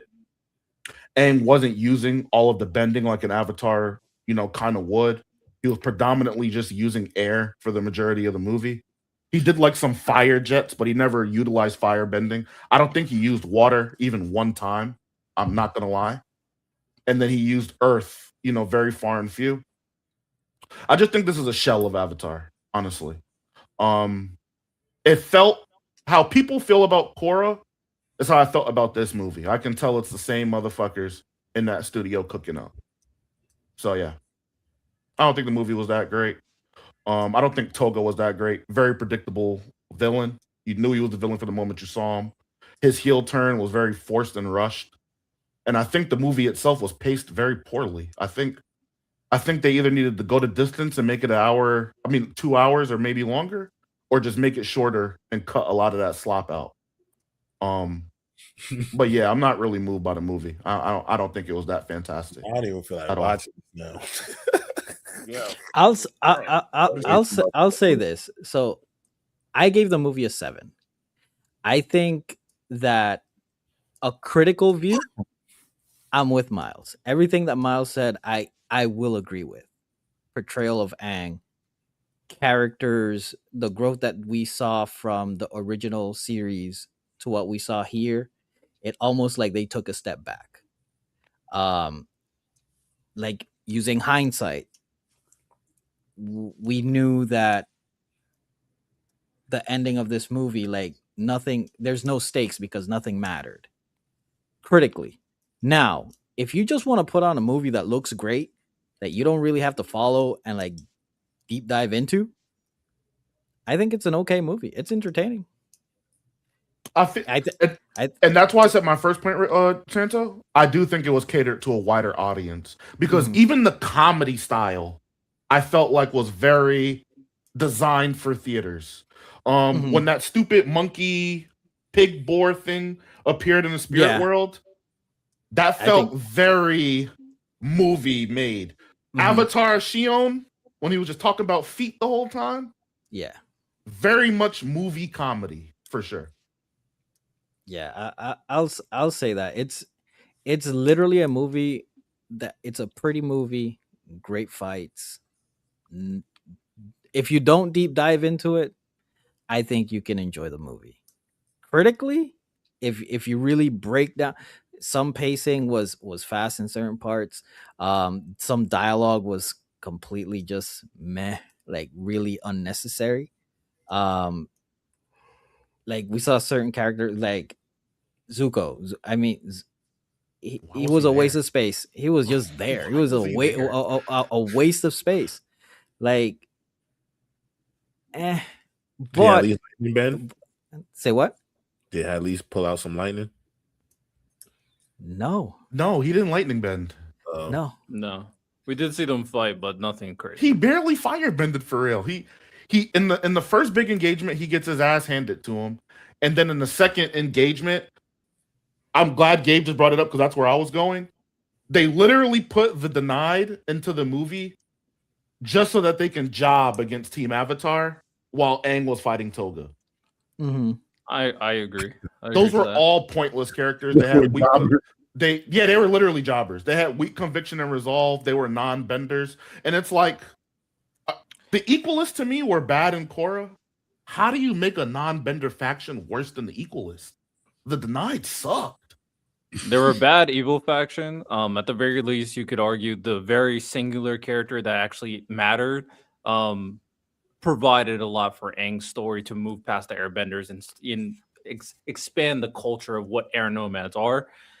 I mean, like I said, everything Miles said pretty much agreed with, but I'm also with Santo. I think it probably catered to people like me in terms of I don't deep dive Avatar lore. I didn't watch Korra because I don't really like Korra. And I haven't watched Avatar in years. So I was just along for the ride and enjoying the ride. Yeah. And that's what I did. I enjoyed the ride. If I deep dive it, yeah, a lot of these Avatar gang, they didn't do jack shit. I'm not gonna lie, they didn't do anything. But it was cool to see Zuko be comedic and look like a badass. You know, Sokka humor subjective. Katara, if you like the Katara Aang ship, then that's subjective as well. Toph, of course, Toph was a badass with her, I'm the best earthbender. And of course, seeing Toph's new character design, that was really cool. I'll say the biggest thing for me for this movie is I would like to see more of them grown up. And that is something that I came out of this movie. Of course, better execution in the movie itself, but I enjoyed the characters regardless of at what they actually did. So I would love to see more. $2 super chat from Angie. Speaking on Avatar, thoughts on Seven Havens. Korra stocks have never been so low. What did she do besides ruin the world? Yeah, what did you like? I know they're probably gonna. I know like how the Avatar storyline goes. It's gonna be like misunderstanding, or she actually did something to benefit the world. Blah blah blah blah blah. Will it? Be nasty. Are you sure? I'm gonna sound like random, so I'm just not gonna engage. I think Korra is objectively a worse Avatar than Aang. Like, I'm gonna concede that, but she was dealing with an unprecedented situation. No, I agree. None of these other Avatar had to go up against the Dark Avatar. None of these other Avatar had to go up against a primordial spirit and have to determine. She couldn't even consult with anyone because no one had any advice to give her that would help her in that scenario because it was such an unprecedented situation.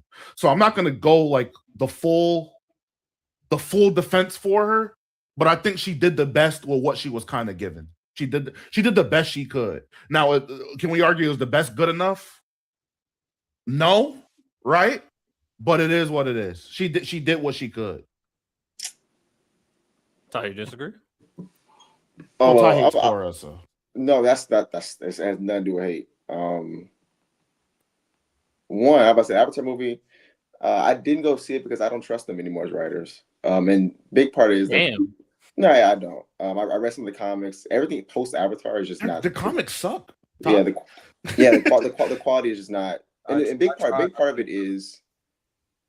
I would speculate. Well, part of it is a lot of the writers that were on the original aren't there anymore. They left. Mm-hmm. So, including one of the main editors. That Wait, who's on the Seven Havens staff? I didn't look it up, but what I know is that them 20 or so writers that was on that original one, a lot of them are not there anymore. Same thing with that main editor is not there anymore. So I don't trust them anymore. They haven't put out anything that compares to the quality of Last Airbender, and so I don't trust them. So I probably don't watch. I don't seek out Avatar content anymore. I just rewatch Last Airbender if I need a fix. So I don't.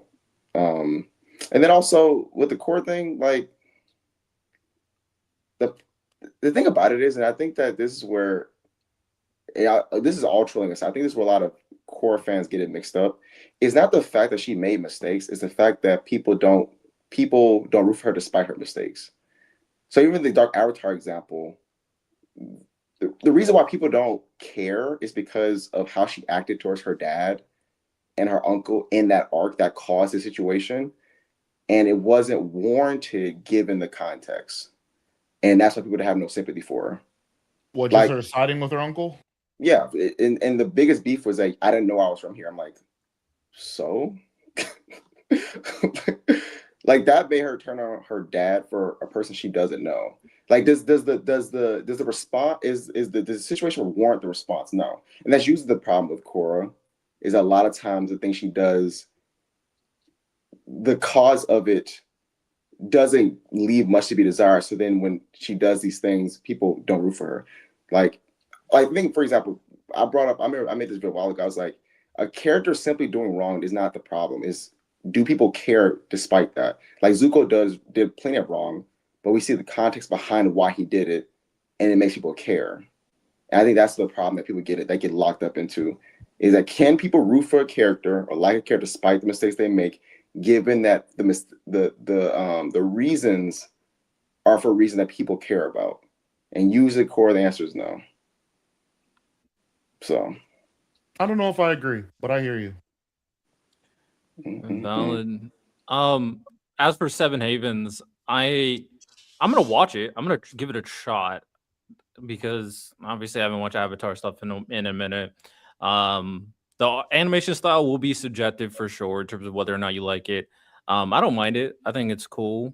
I like the original better than this one, but doesn't take away from the experience. And I'm curious to see what they do with the twins and their, dare I say, apocalyptic type of world that they're in. This is kind of different. This is a different environment for sure compared to the first two Avatars. So what the direction is, what will be the narrative, what will happen, who's the big evil that they foreshadowed at the end of the trailer. I'm going to try it out. Now, if it sucks, I'll drop it, but we'll see. If it's the same showrunners as like Korra in this movie, it's probably gonna suck. But I think the main people kind of gloss over is like the avatars usually kind of fulfill the goal of the avatar that preceded them, right? So Aang was able to end the 100-year war, which was something that Roku kind of regretted going into his death, right? When Aang passed, his main mission was the unification, making a Bender's Republic, and kind of restoring the teachings, I would say, of the Air Temple and bringing back Airbenders. Korra successfully did that. This next Avatar, I think Korra didn't. The Avatar cycle's not gone. She just severed the connection. But we know Rava's spirit kind of still exists in the world. This new character is going to be the one that brings the connection to all of the avatars back. That's going to be her completion assignment, restoring that connection, I assume. So, I mean, we got to give these characters some grace. But on the last thing I want to say about the Avatar movie, because me and you watched it together, Riddell. Mm-hmm. I was completely out on the movie from a critic standpoint when they were on the airship going through the storm. And Aang had his mini crash out, and he was like, Katara, you can't understand. I don't have anybody. And I was like, wasn't Katara the one who the Southern Air Tribe was getting raided and pillaged? All of the men had left and kind of went out for war and were either captured or killed. There were only women and small children there. Their culture was actively getting erased and removed, similar to the Air Tribe. And for Katara to kind of just stand there and not have a rebuttal felt weird. And then what also felt weird was when this is in the same scene when Toga's like, the Earthbenders, fucked my generation of Airbenders up. The Firebenders fucked up your generation. We have Zuko standing right here, right there, a part of that Fire Nation that did that. New monarch to kind of show a new way. Zuko, say something. Zuko. Yeah. Zuko. And then the Denied try to play that game. It's like, oh, you're just a Fire Lord. I'm like, bro, we have an era of peace. That does piss me off. Like, we are in a peaceful era, and we're kind of like, if I really got in my critical bag, maybe even if I rewatched it, I have a feeling that I won't like a lot of those things. But that's why I don't mind your critiques. I'm gonna be honest.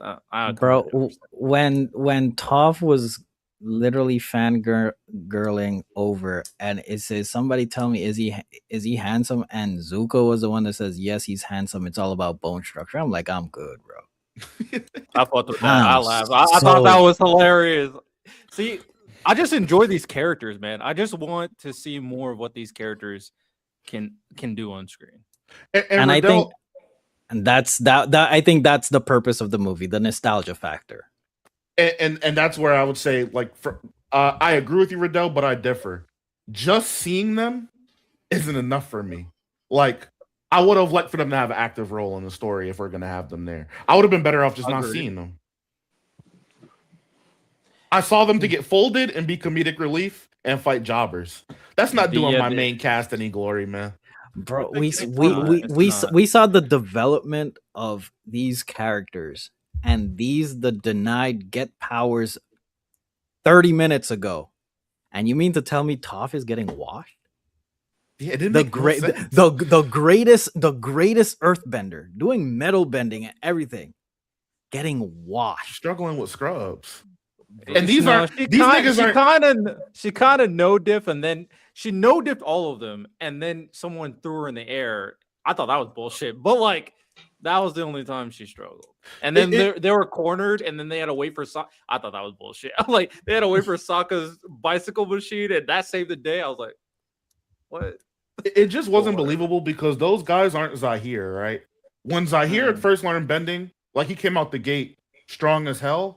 But it made sense because he was like a devout airbending follower. He like read through all of the texts and scriptures. He studied the techniques. He knew the mantras. So him coming out and gaining like airbending, it was kind of like Asta. He was preparing for this moment. These are just random jobbers who just got some shit. Why are they? There shouldn't be even a conversation of them competing with Toph. Toph, Katara, or Zuko at all. Like, what else has the side characters ever done? I don't like you.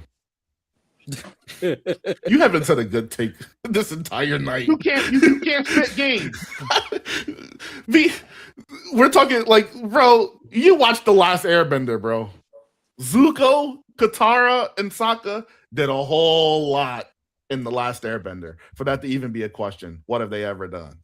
I mean, there's still, whether it's a good or bad thing, there's still at least 2 more movies because apparently, like the Zuko film apparently still being made, and then they have another unannounced film.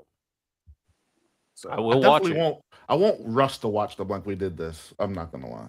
Well, Riddell, if we do the Sunday watch party, I won't have a choice. But I'm saying outside of that, it's at the end of the day, I do think I'm here with you. But since we make content, it was trending. It was all over the Avatar conversation. Sure. Everybody was talking about it. I've seen more good things than bad things for the most part, but I have seen some comments talk about how like they don't like it.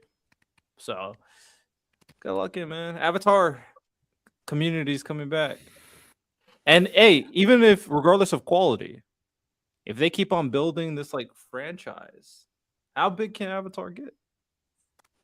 I don't know. The quality is just not the same.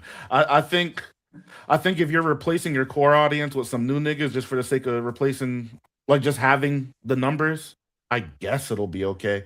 But the real fans know the quality is just not the same. It's not. Yeah, sounds like Star Wars fans. I would say having like a good IP doesn't make you more popular. It's the same reason that Boruto and Super pale in comparison as far as popularity to their predecessors. There's not even close. They're not like in the same realm at all. So they can't live off Last Airbender forever. I mean, especially when your core audience, the reason you got a core audience was because one of your strongest points was storytelling. And now it's almost like you're literally just banking on the nostalgia factor while sacrificing the storytelling. Like, yeah, but they need to hunt down those writers that left and chain them up and keep and make them work. 25-8. All right. They need to hunt them niggas down, bro. Shout out Avatar, man. To answer Johan's question, if this came out before Korra, a lot of my problems with the story would be I wouldn't have them. But because Korra exists, I already know the story became very predictable. Yeah, it's interesting they made the movie about this, considering we know we know for a fact he get past this later on with Korra. Well, But chat, let us know what you guys think about the Aang Avatar movie. Let us know in the comments. So, transitioning over to the activity I have for the evening. It's called Are You Standing 10 Toes on Your Take in 2026? So, I went today in the archives. 2 years of content. And I went through and I heard some things that were said on the podcast. Want to know if we're still sticking to those guns, or maybe, some things have changed in recent time. we grew as men. We'll see. So I'm gonna say a take. I want you guys to attempt to guess who said this. And for that person, after you are guessed, do you still have this take, or has it been altered? Have you gotten some maturity, or it still stands? Can I answer one question real quick? Mm-hmm. Leroy, if I know the entirety of what's going to happen in the story, yes, the story's bad. Like, I don't know what type of question that is. If I can predict the entire story from start to finish, and there's source material that came after that verifies that this story that I'm watching is completely pointless, yes, the story's bad. Y'all got to ask some better questions, bro. All right. There you go. Question has been answered. So the first take I have here. Love you, Leroy. I love Leroy too. I'm just nigga. Love is a strong word. Nigga, I give it to y'all real. If y'all gonna get mad at me for giving it to y'all real, then get mad. But at least I'm not faking the funk. I don't fake a personality. True. So God Valley is pointless? No. It's not. Because God Valley and this Avatar movie aren't in the same vein, first and foremost. There was a lot of mystery in God Valley and a lot of pieces that we did not connect. The plot points from this Avatar movie are damn near what happened in the Korra show, one for one. They touch on the idea of harmonic convergence using that staff. That happened. A non-pacifist airbender already happened in Zahir. That happened already. That happened. The villain being encased in an Avatar-style prison and them not being an Avatar clearly told us that is a bad person. It's not the same as God Valley. What a terrible comparison. Y'all niggas piss me off. Seconds before. I like you, Leroy. Shout out Leroy, man. W friendship. What a terrible comparison. I don't get the comparison personally. That shit is terrible. Yeah. Okay. Leroy, you need to hop on Open Dojo for all that, talking. Hop on Open Dojo. That Zahir is not a pacifist. Zahir literally has an airbending move designed to kill. Yeah, y'all niggas got it, boy.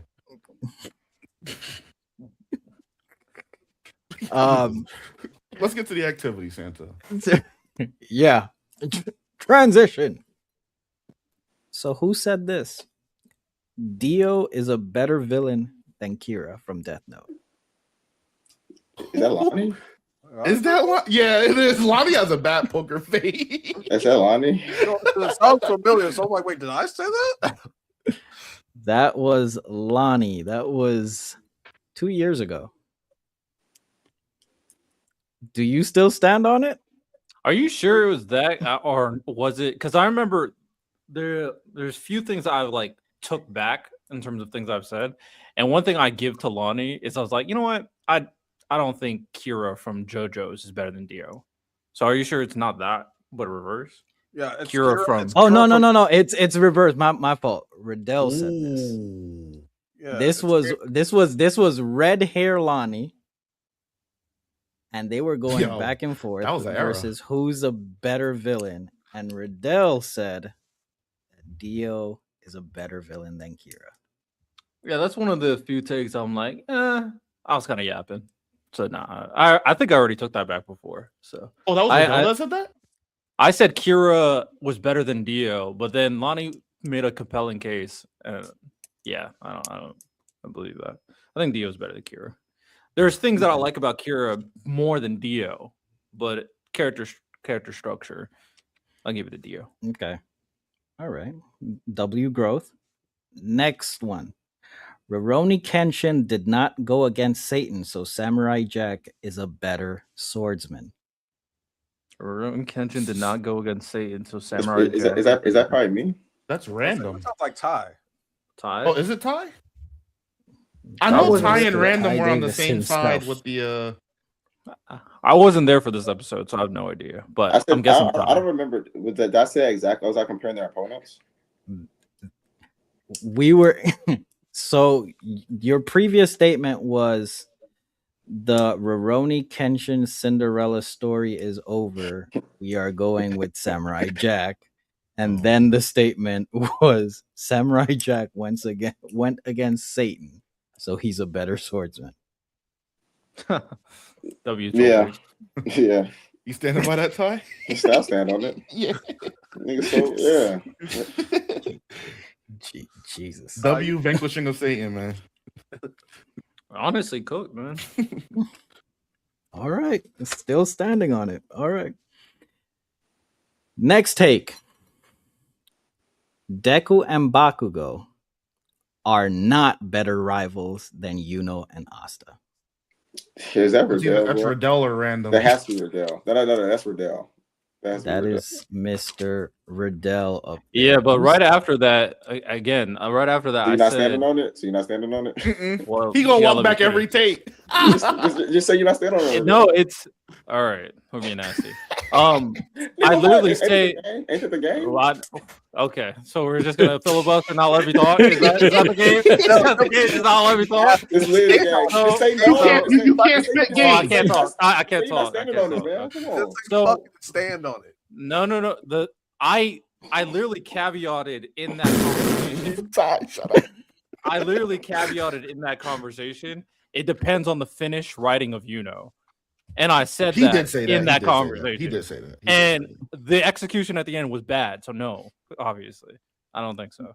So is your that what stance happened, has Sensei? changed. No, that's what My happened. stance was So that's- already that. No, just based say off the caveat. Just answer my No, question. no. So has your stance changed? Now that the Say- stories, say yes. both stories have completed, has your Oh, stance? I already changed? said Bakugo Deku is better, So yeah. but I already made the so claim yes. already. So No, yes, Riddell. Not gonna say the word. Gotcha. Just say the word Gotcha. yes. I did. I just said they're better. You guys just No, want. say yes. I don't know Say what the you word yes. yes. Say the Just word say yes. yes. Say It's the so word different. It's a Oh different my word. god, y'all being It annoying. is- Y'all being annoying. I'm not gonna So lie. if there's no I said difference, they're what's the better. problem? Why are you fighting me on it? Just say Yes. Yeah! Oh my goodness. Woo! Let's go. So we're I'm doing like the excited. remove context type takes. Okay, all right. No, it's This not is a removed. nasty. It's not removed. Riddell, It's making a not take and removed. putting a caveat that you still making a take.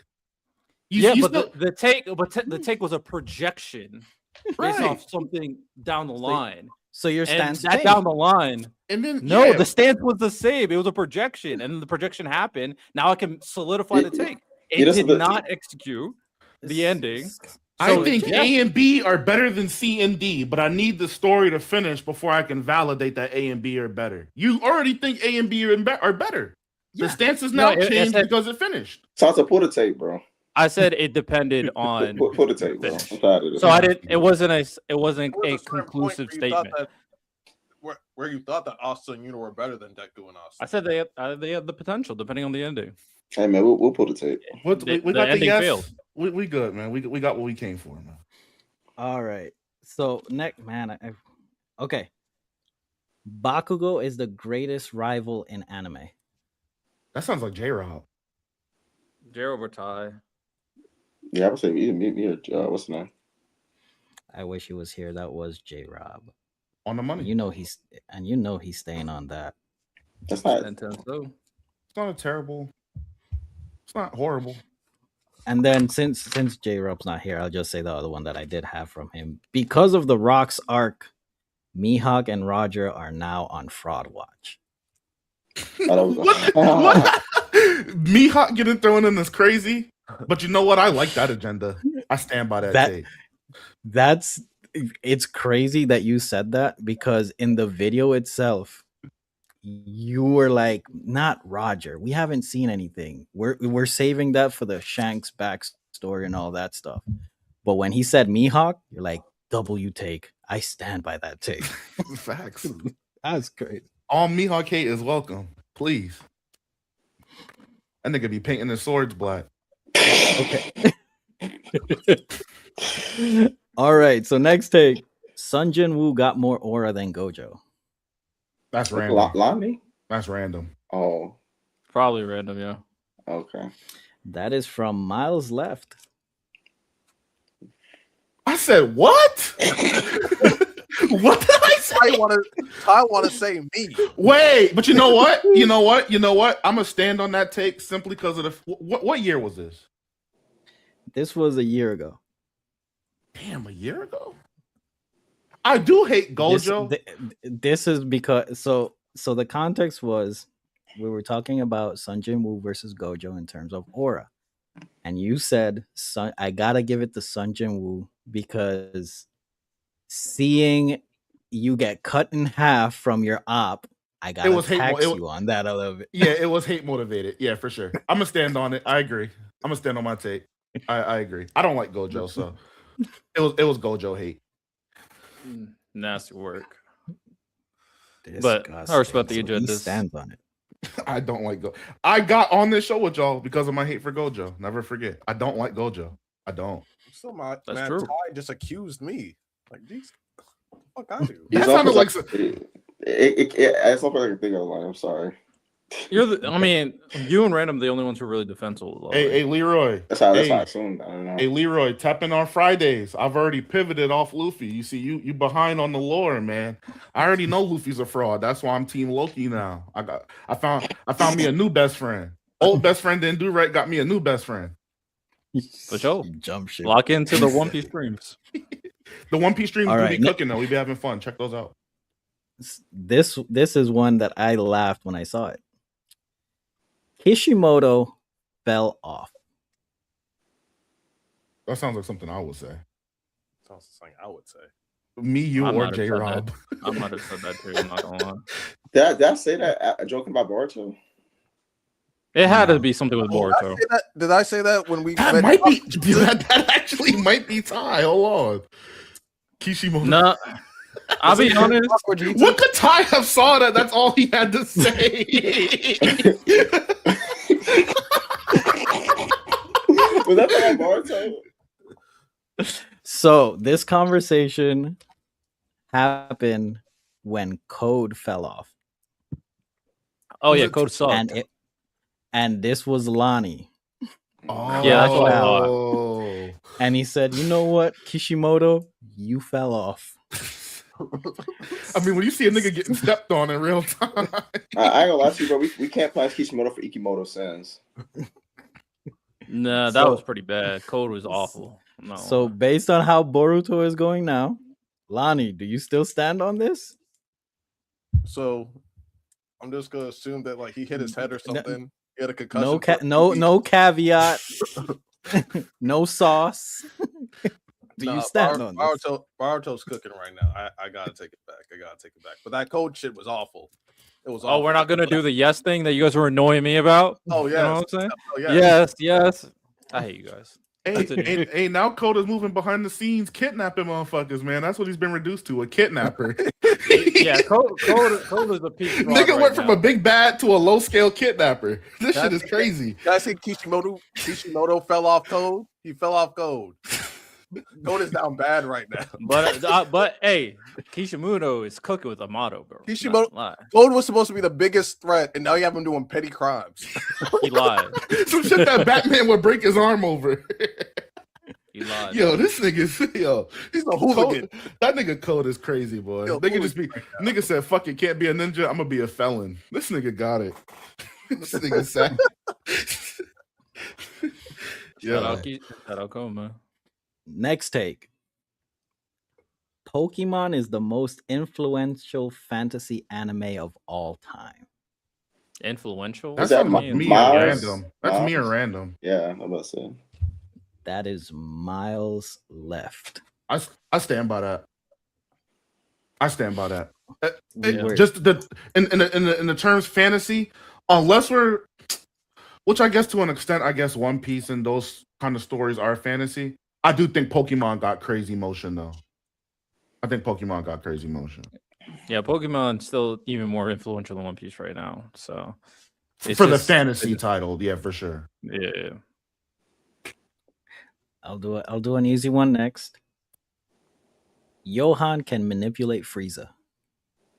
That's Lonnie? Oh, I remember that. Yeah, That's that Lonnie? which was a crazy take at the was that when we did our drafts? We drafted our teams.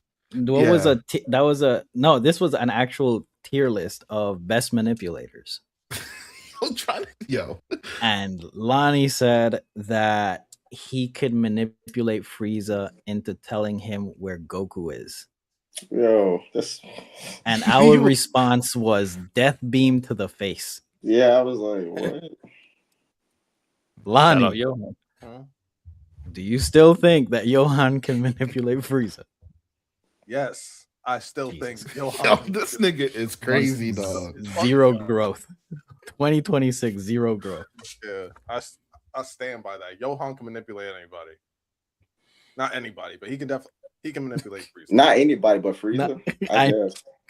I guess. Would he still die at the end? Probably, but he'll get that answer. That nigga's not getting no answers, from Bro, Frieza, dog. what? Okay. Next take. Teen Titans is more popular than South Park. That's me. No, I think I said that. Yeah, I think that's That's I think I said Riddell that. himself. Mhm. Riddell was hating on his favorite show. It Oh wasn't yeah, hate. you're right. We're having we the popularity conversation. we were all stockpiling him, and we came to the conclusion that nigga, the gap is a chasm. Yeah, it was like Um, hundreds of millions more views per episode, like hundreds. It was South Park was averaging 3.1 million viewers, while Teen Titan in its peak was averaging 20. 1.7. Oh, one. Yeah. Also, South Park was greater. Yeah, Yeah, Yeah. considerably. in Yeah. terms of viewership, I know I brought up like other elements of like brand appeal and popular appeal, but those are harder to quantify for sure. So are you still standing on this? Teen Titans being more popular than South Park, yeah. just factually 2026. correct, but that's okay. I mean, if we're talking about the fact of viewership, then yeah, for sure. Which in terms would contribute to the conversation of It popularity. would be a factor. It wouldn't be a Let's not totality. rehash it. We gonna have to, this is the same argument we had already, y'all. Okay. Next take. Let's see. Oh, I got two more. So next take is the To Be Hero X finale is the greatest episode of anime. Is that Riddell? Me or Riddell? Yeah, it's one of I y'all. One definitely of did us not too. say that. Oh, The Miles? greatest episode of anime? No. That Oh, that Attack was on Titan. that was miles left. I don't even think Miles said that without context. I don't, What Miles- was the context? It was the finale. We were talking about the finale of To Be Hero X, and Miles said, "In anime that I have seen, this is the best episode of anime." Oh, fair enough. I might stand by that. That episode's really good. It is. I would say story beats, themes, it might lack in that department. But the shit that I like, that episode's fantastic. And I feel like the payout for X was well worth the 24 episode wait. The setup for the new season was really fucking good. Mhm. I'm not mad at that. It was I like that. it was a great finale, especially coming from when X broke the fourth wall and crushed him into paper. Dragon Boy, bro. Yeah, 2B or X was cooking. No, that's And- a fair take. And last and certainly not least. So I'm gonna give you a list of movies. Transformers 1, that's the animated Transformers movie. Spider-Man Miles Morales Across the Spider-Verse, The Odyssey, Dune Part 2, Chainsaw Man, the Rize movie, Project Hail Mary, Oppenheimer, Obsession, The Batman, and John Wick 4. You might have skipped out on 1 or 2 because you were lagging. Can you just 20s. start from Oppenheimer and say the rest of the list? It's frozen on my screen. He's definitely lagging. Yeah, He's lagging for me. Oh, moving slow right now, Santo. my fault. Nope. Now he's cooked. You're kind of. We see you. Am I good? You. Yeah, Am I I good? think you're fine now. No, he's lagging bad. Test, No. test 1, 2. You're not fine. You're not fine.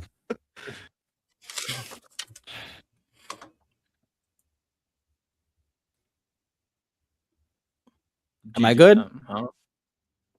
Yeah, Hello. yeah, we hear you. We hear Respond. you. Respond. I think you're good. Go ahead. Okay. Can you guys hear me now? Yeah. Yep. Okay. So again, Transformers 1, Spider-Man Miles Morales, The Odyssey, Dune Part 2, Chainsaw Man, Rize movie, Project Hail Mary, Oppenheimer, Obsession, The Batman, and John Wick 4. The Batman is Rob Pat? Yes. Okay. Yeah. So the take was Puss in Boots is the best movie of the 2020s. Oh. That was time. Yeah, I stand on Yeah. it. I stand on it. And he stands on it. Yeah. Shout out. Crazy. But shout out. I like Puss in Boots too. So I'm not gonna disrespect it. I think it's a great movie. I'm gonna check it out. I want to. Oh, you never seen it? Not. This is a newer one. It's the best one of the 2020s. He said. Yeah, I haven't seen the newer Puss in Boots. No. Last Man, Wish. The villain, great. It's great. The villain is great, man.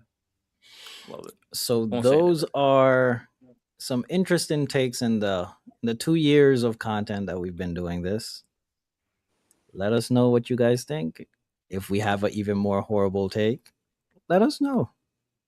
Or if you have a hot take of your own, leave it in the comments. That's all I got for today. Now, is there anything else that we want to talk about or we want to do? Got a couple more clips. Gotcha. So here's a clip. A keep 3, cut 5 of fixing these animes' biggest issues. You'll understand what I'm talking about once I give you the names. So I have a keep 3, cut 5. I'm going to name some anime, their biggest issues, and we're fixing them. And these guys have to determine whether or not they want to keep those animes with these fixes or not. You guys will understand once we get into it. First one up, keep 3, cut 5. Promise Neverland Season 2 is just as good as Season 1. Want to keep it? I'm keeping that. Cut it. I have a lot of anime in here. I'm saying. I want to see where my compatriots go. I would like to keep that. Lonnie? I think if Season 2 is as good as Season 1, Yeah, I'll keep it. Yeah, no, that's one I'd keep. Okay. Keeping Promise Neverland. Next one up. Naruto, but Madara is the final villain. Kaguya never gets introduced. No, I cut. I don't know. I got it. I'm good. I mean, we don't like it, but I'm okay with it. Worst things have happened. Facts. Okay. Jujutsu Kaisen, but you add a Heian arc that is on par with Magi's backstory arc for the series. I'm okay. I'm okay with it. Even with Puddleman Sakuna, I'm okay with it. Shout out Puddleman. Berserk gets Castlevania level animation. Jesus Christ. I'll keep that. That would be pretty fucking good. Yo, I smell chicken, but I don't see chicken. What's up? You good? I'm kind of concerned. Yo, Miles, you That's know what's not- funny? I just What? ordered DoorDash and it got in here. It's chicken. So I was looking at DoorDash trying to decide what I'm going to eat, and now I just smell mad chicken. Yeah, I got Wingstop right now. And maybe someone cooking outside. One Punch Man getting mob psycho level animation for the rest of the seasons after season 1. I'm good. I can cut that. I don't care about One Punch Man, to be honest. Damn. Sword Art Online, but in season 1, they climb the tower like they climbed the tower in Tower of God. Cut. A lot of these issues just Waste of In time. season. We can cut it. We can cut it. Yeah, good. All right. Oh, I'm missing one. So let's keep 3, cut 4. Okay. So with that said, the last one here, you guys cut Naruto, changing the final villain being Madara. You guys cut JJK getting a Heian arc. You guys cut One Punch Man getting Mob Psycho level animation for the rest of the One Punch Man anime. You guys cut SAO following the tower like Tower of God does for their anime. You kept The Promised Neverland season 2 being as good as season 1. You kept Berserk getting Castlevania level animation, and you kept Muzan's ending in Demon Slayer being as good as Father's ending of Full Metal Alchemist. That's fire. I like that. We absolutely cooked. All right. What shout you think? out. Man, I asked him at the time. It's fine. By the way, Angie, that is a crazy.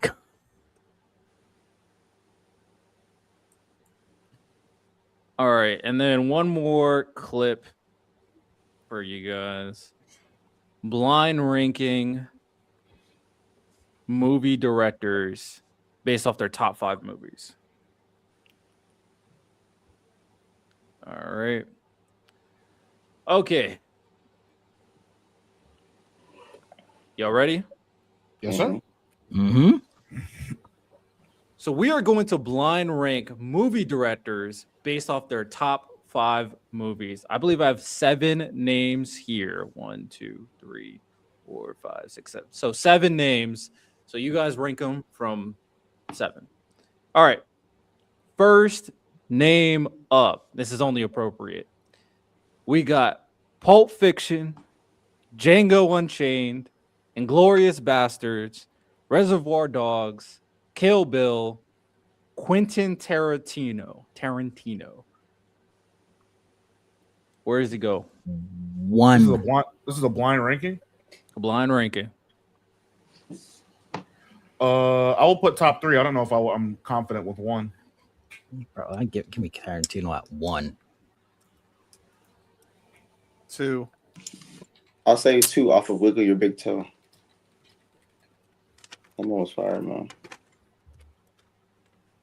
So we're going with 2? Yeah, I'm fine with 2. It's a couple of Something you niggas gonna I make your think got case? action. Okay. All right. All right. Next name up. It's only appropriate. The Dark Knight, Inception, Interstellar, The Prestige, and Odyssey. Christopher Nolan. I don't know how deep you got in your bag. I don't know who you kind of selected, but I'm cool. I would wage either 3 or 1. Yeah, I would say The Dark Knight's the best, my favorite movie I've heard out of these so far, I think. I'll go 1. I can't put him at 1. Then who got 1 then? Santo, I don't have him at 1 either, but I'm saying I don't know where Riddell's going with this. I don't know who else he has up there. It's either 3 or 1. So I'm unless okay with he 1. says like something like Spielberg, I don't think there's. So Lonnie, the names for me were Spielberg and Scorsese. Yeah, it's gonna be one of those at 1. Or Nolan. It's either that or Nolan. So choose your poison. I mean, Spielberg's fall off has been insane. Scorsese's a good shout, but he's not better than Tarantino being. I don't know, bro. Spielberg did have a fall, but what's that latest movie that came out? Friedel, Ass. the alien- Disclosure Day. Oh, Disclosure Day. Yeah, Disclosure Day. You thought Ass. Disclosure Day was ass? I like the movie. I don't think it's ass. Cheeks. Disagree. Disagree. My nigga It has mixed opinions. Put, I no, understand put that. Nolan. At, Nolan at one. put Nolan at one, man. I don't agree, but I mean, I got Nolan over Scorsese and Spielberg. Okay. All right. Next director up. The movies are Spirited Away, Princess Mononoke, My Neighbor Totoro, Howl's Moving Castle, and then Nausicaa of the Valley of the Wind. Hayao Miyazaki. I didn't expect. Yeah, I didn't expect Miyazaki to be on here. Top 5, y'all. Yeah, definitely top 5. I'm cool with 4. I'm cool with 5. 5. Yeah, I'm good with 5. All right. Miyazaki, number I'm 5. cool with 5. All right. Next name up. Goodfellas, The Departed, Taxi Driver, The 3, Wolf of Wall 3, Street, Raging Bull, 3, Martin Scorsese. 3. The Irishman. His recent work is still good. That movie was long as fuck, though. That movie was long as fuck. That shit is good as hell, Lonnie. That shit's like 4 hours long, though. Is it? What's it on? Yeah. I'm making my bid for 4, man. I'll give y'all some wiggle room to throw whoever y'all want at 3. Oh, it's on Netflix. No, put him at 3. 3? He's better than Spielberg and Coogler. All right. Sounds good. 3. All right. Next name up. We got Psycho, Rear Window, Vertigo, North by Northwest, Dial M, Alfred Hitchcock. How many spots we got left? You have 3 more spots. 4, 6, Wait, 7. You said which one? Say the movies again. Psycho, Rear Window, Vertigo, North by Northwest, Dial M for Murder, Alfred Hitchcock. I'm saying which spots? Vertigo. 4, 6, Vertigo and and 7. Psycho are carrying. We can put Hitchcock at last, man. Yeah, that's 7. Oh. Yo, OG Yeah. movie guys are gonna be pissed. I was saying the real people don't be pissed at the Spirited Away niggas, man. We done with the 60s, man. Yeah, I should have replaced Dial M with Birds, Angie. I should have replaced it with Birds. But would that change your ranking? Birds instead of Dial M? No? No. Okay. Cooked. All right, 2 more spots left. Wait. Where we put him? 7. 7. Last. Can we put him at 6? Because if he put James Cameron on here, that nigga got to be 7. You think he's? I'm not fucking with James Cameron, y'all. I'm not gonna lie.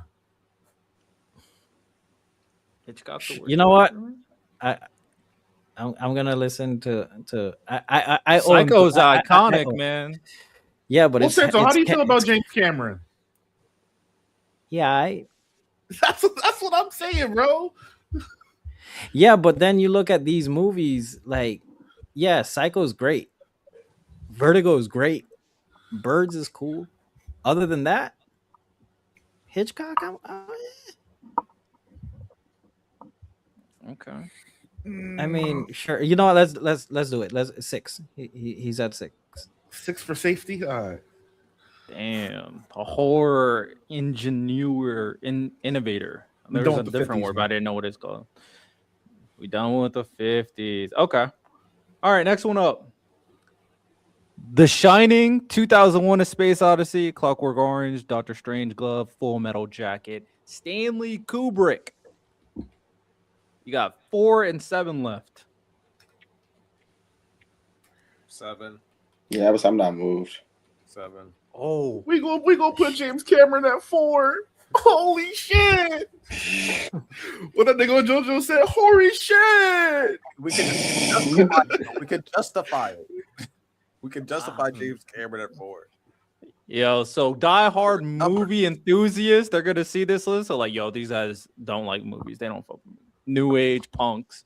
All right. Punks. This is our blind rankings of the greatest movie directors of all time.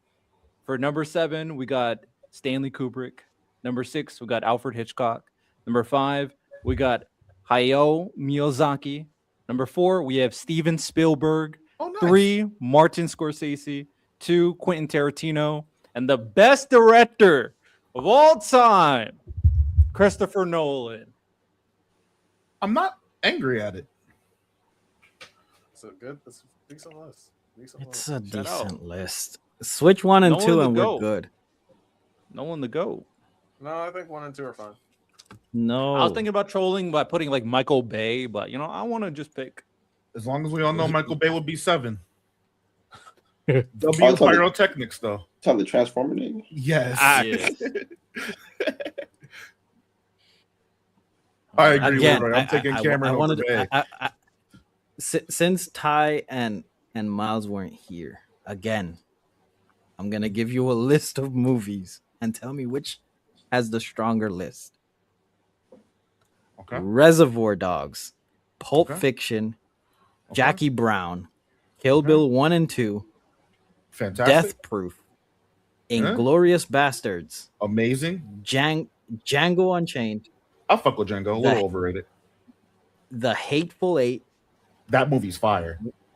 Once Upon a Time in Hollywood. That movie's fire. I actually recently resaw that. That's Now, list 1. Real quick, before you do list 2. No caveat. No, muddy the waters. List 2. Dunkirk, The Dark Knight Rises, Batman Begins, The Dark Knight, The Prestige, Tenet, Oppenheimer, Inception, Memento, and Interstellar. Who has the stronger list? And the List 1 or list 2? You said in the Odyssey? And the Odyssey for sure. I said probably this one. I have 1 as well. There's just more movies that I dislike in 2. No one. I don't like Oppenheimer, for example. Now, Miles, I also said list 1, but what I didn't say is that Tarantino's in a tier by himself. That is I don't. because he's acting like because he was like list 1 washes list 2. It's not a wash. List 2 is comp. 1 is better, but 2 is still in the same room. They can be in the same room. Tarantino is not in a tier by himself as a director. I agree. I don't know why you think he's just in a tier by himself. Yeah, and based on our list, Nolan's in the tier by himself on top, right? Because Interstellar, one of the best, like a top 3 sci-fi movie of all time. Oppenheimer, another masterpiece. Like there's masterpieces on list 2 as well. It's not just list 1 washes list 2. Like Interstellar, Dunkirk, Oppenheimer, the Batman series. Like those are all great movies. Haven't seen it. I like the first Batman more than I like the second too, like by a wide margin. And that's fine. But I'm just like you like Batman Begins more than Dark Knight? Or so I was more so speaking Dark Knight versus Dark Knight Rises. Oh yeah, okay. I said the one with the Joker. I agree. The one with the Joker was the best one. Yeah. I can't say agree. Tarantino is not in the same tier as Christopher Nolan. They're in the same tier, in my opinion. And Nolan's only gonna put out more bangers too. Yeah, Tarantino has 1 more movie than he's done. Ooh, but that nigga Tarantino's consistency, and I'm not gonna lie, he's able to dive into a bunch of different eras and still maintain his own style. That's what I appreciate about him the most. Nigga made a Nazi Germany film, and it still felt like classic Tarantino, man. And that's Facts. fine. If you have a number 1, I have no issue with him being number 1. He might be number 1 on my list if I really break it down. But to say like, number 2 isn't like in the same ballpark as him, no. Like he's not like light years above everybody else. I'll say it like this. Tarantino, Nolan is S tier. But Tarantino's S plus. He's not. They're both S's. It's like, you know what? It's like cornflakes and frosted flakes. Is They're S plus both a different tier? flakes, Yeah, it is. but a just different one tier. has a little Oh, well. extra something on it. I just think it's I think it's different arguments. I think Tarantino's more consistent overall. I think that's his angle. Whereas Nolan has like higher peaks. Like I don't think any of those Tarantino movies are as good as Interstellar. I'm not gonna lie. For example. Still gotta watch it. We'll get there. You disagree? No, I don't Santo, I genuinely don't think so. No. I don't think so. I just think he's consistent. I think Interstellar is one of the best films of all time. But I say Pulp Fiction is the best film of all time. I have to watch. I don't think there's I don't think there's a better movie than Pulp Fiction. I think Pulp Fiction, it's an all-timer. I don't know if it's better than Interstellar. Like genuinely, if you ask me a Mount Rushmore of movies, the first movie I'm putting in there is Pulp Fiction. The first movie. I don't know if Pulp Fiction's his best movie though. I think that's the best movie ever made. It's in my top 5 for sure, but I don't know if it's number 1. That's just me. That's why I'm passionate about that. I think Pulp Fiction is the best movie ever made. But it doesn't put him in a tier above Christopher Nolan. It doesn't. They're both S's. Just one has a plus to it. They can both be S, but one has a plus. That's No plus. Tarantino.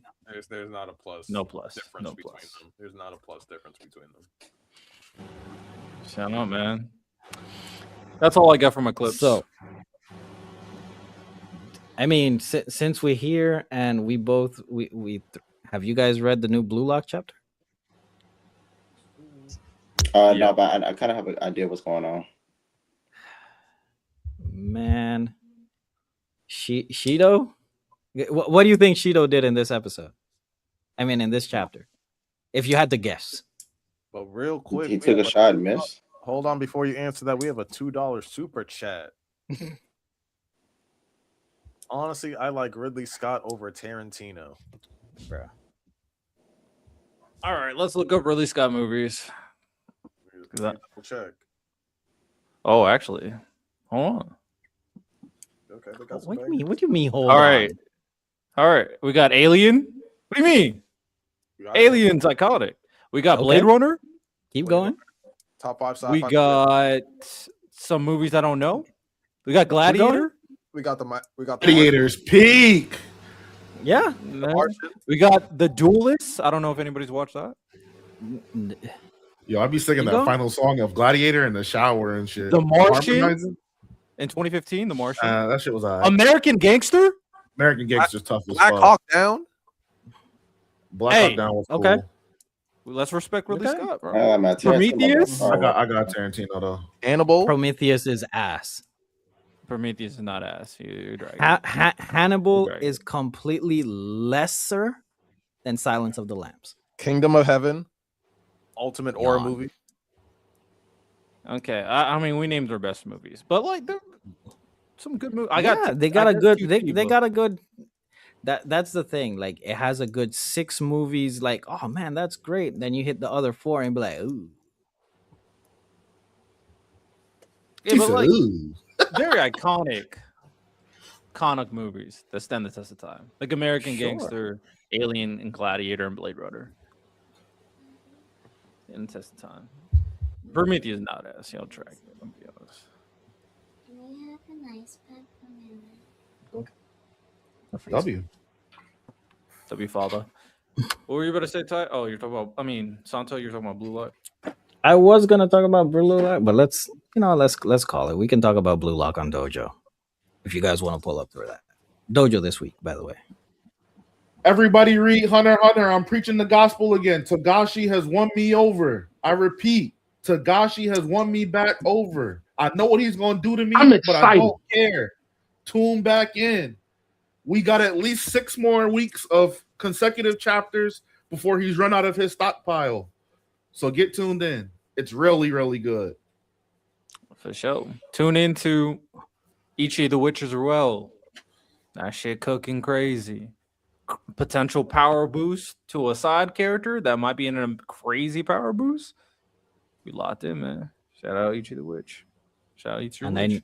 And I need everybody to read Blue Lock before episode of Dojo because we're going to have serious conversations about some of y'all's favorite characters and why they should not be getting playing time because they're doing the same thing as Rinetoshi, who got benched.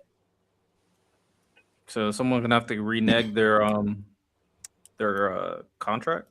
I already signed the contract. It's legally binding. It is what it is.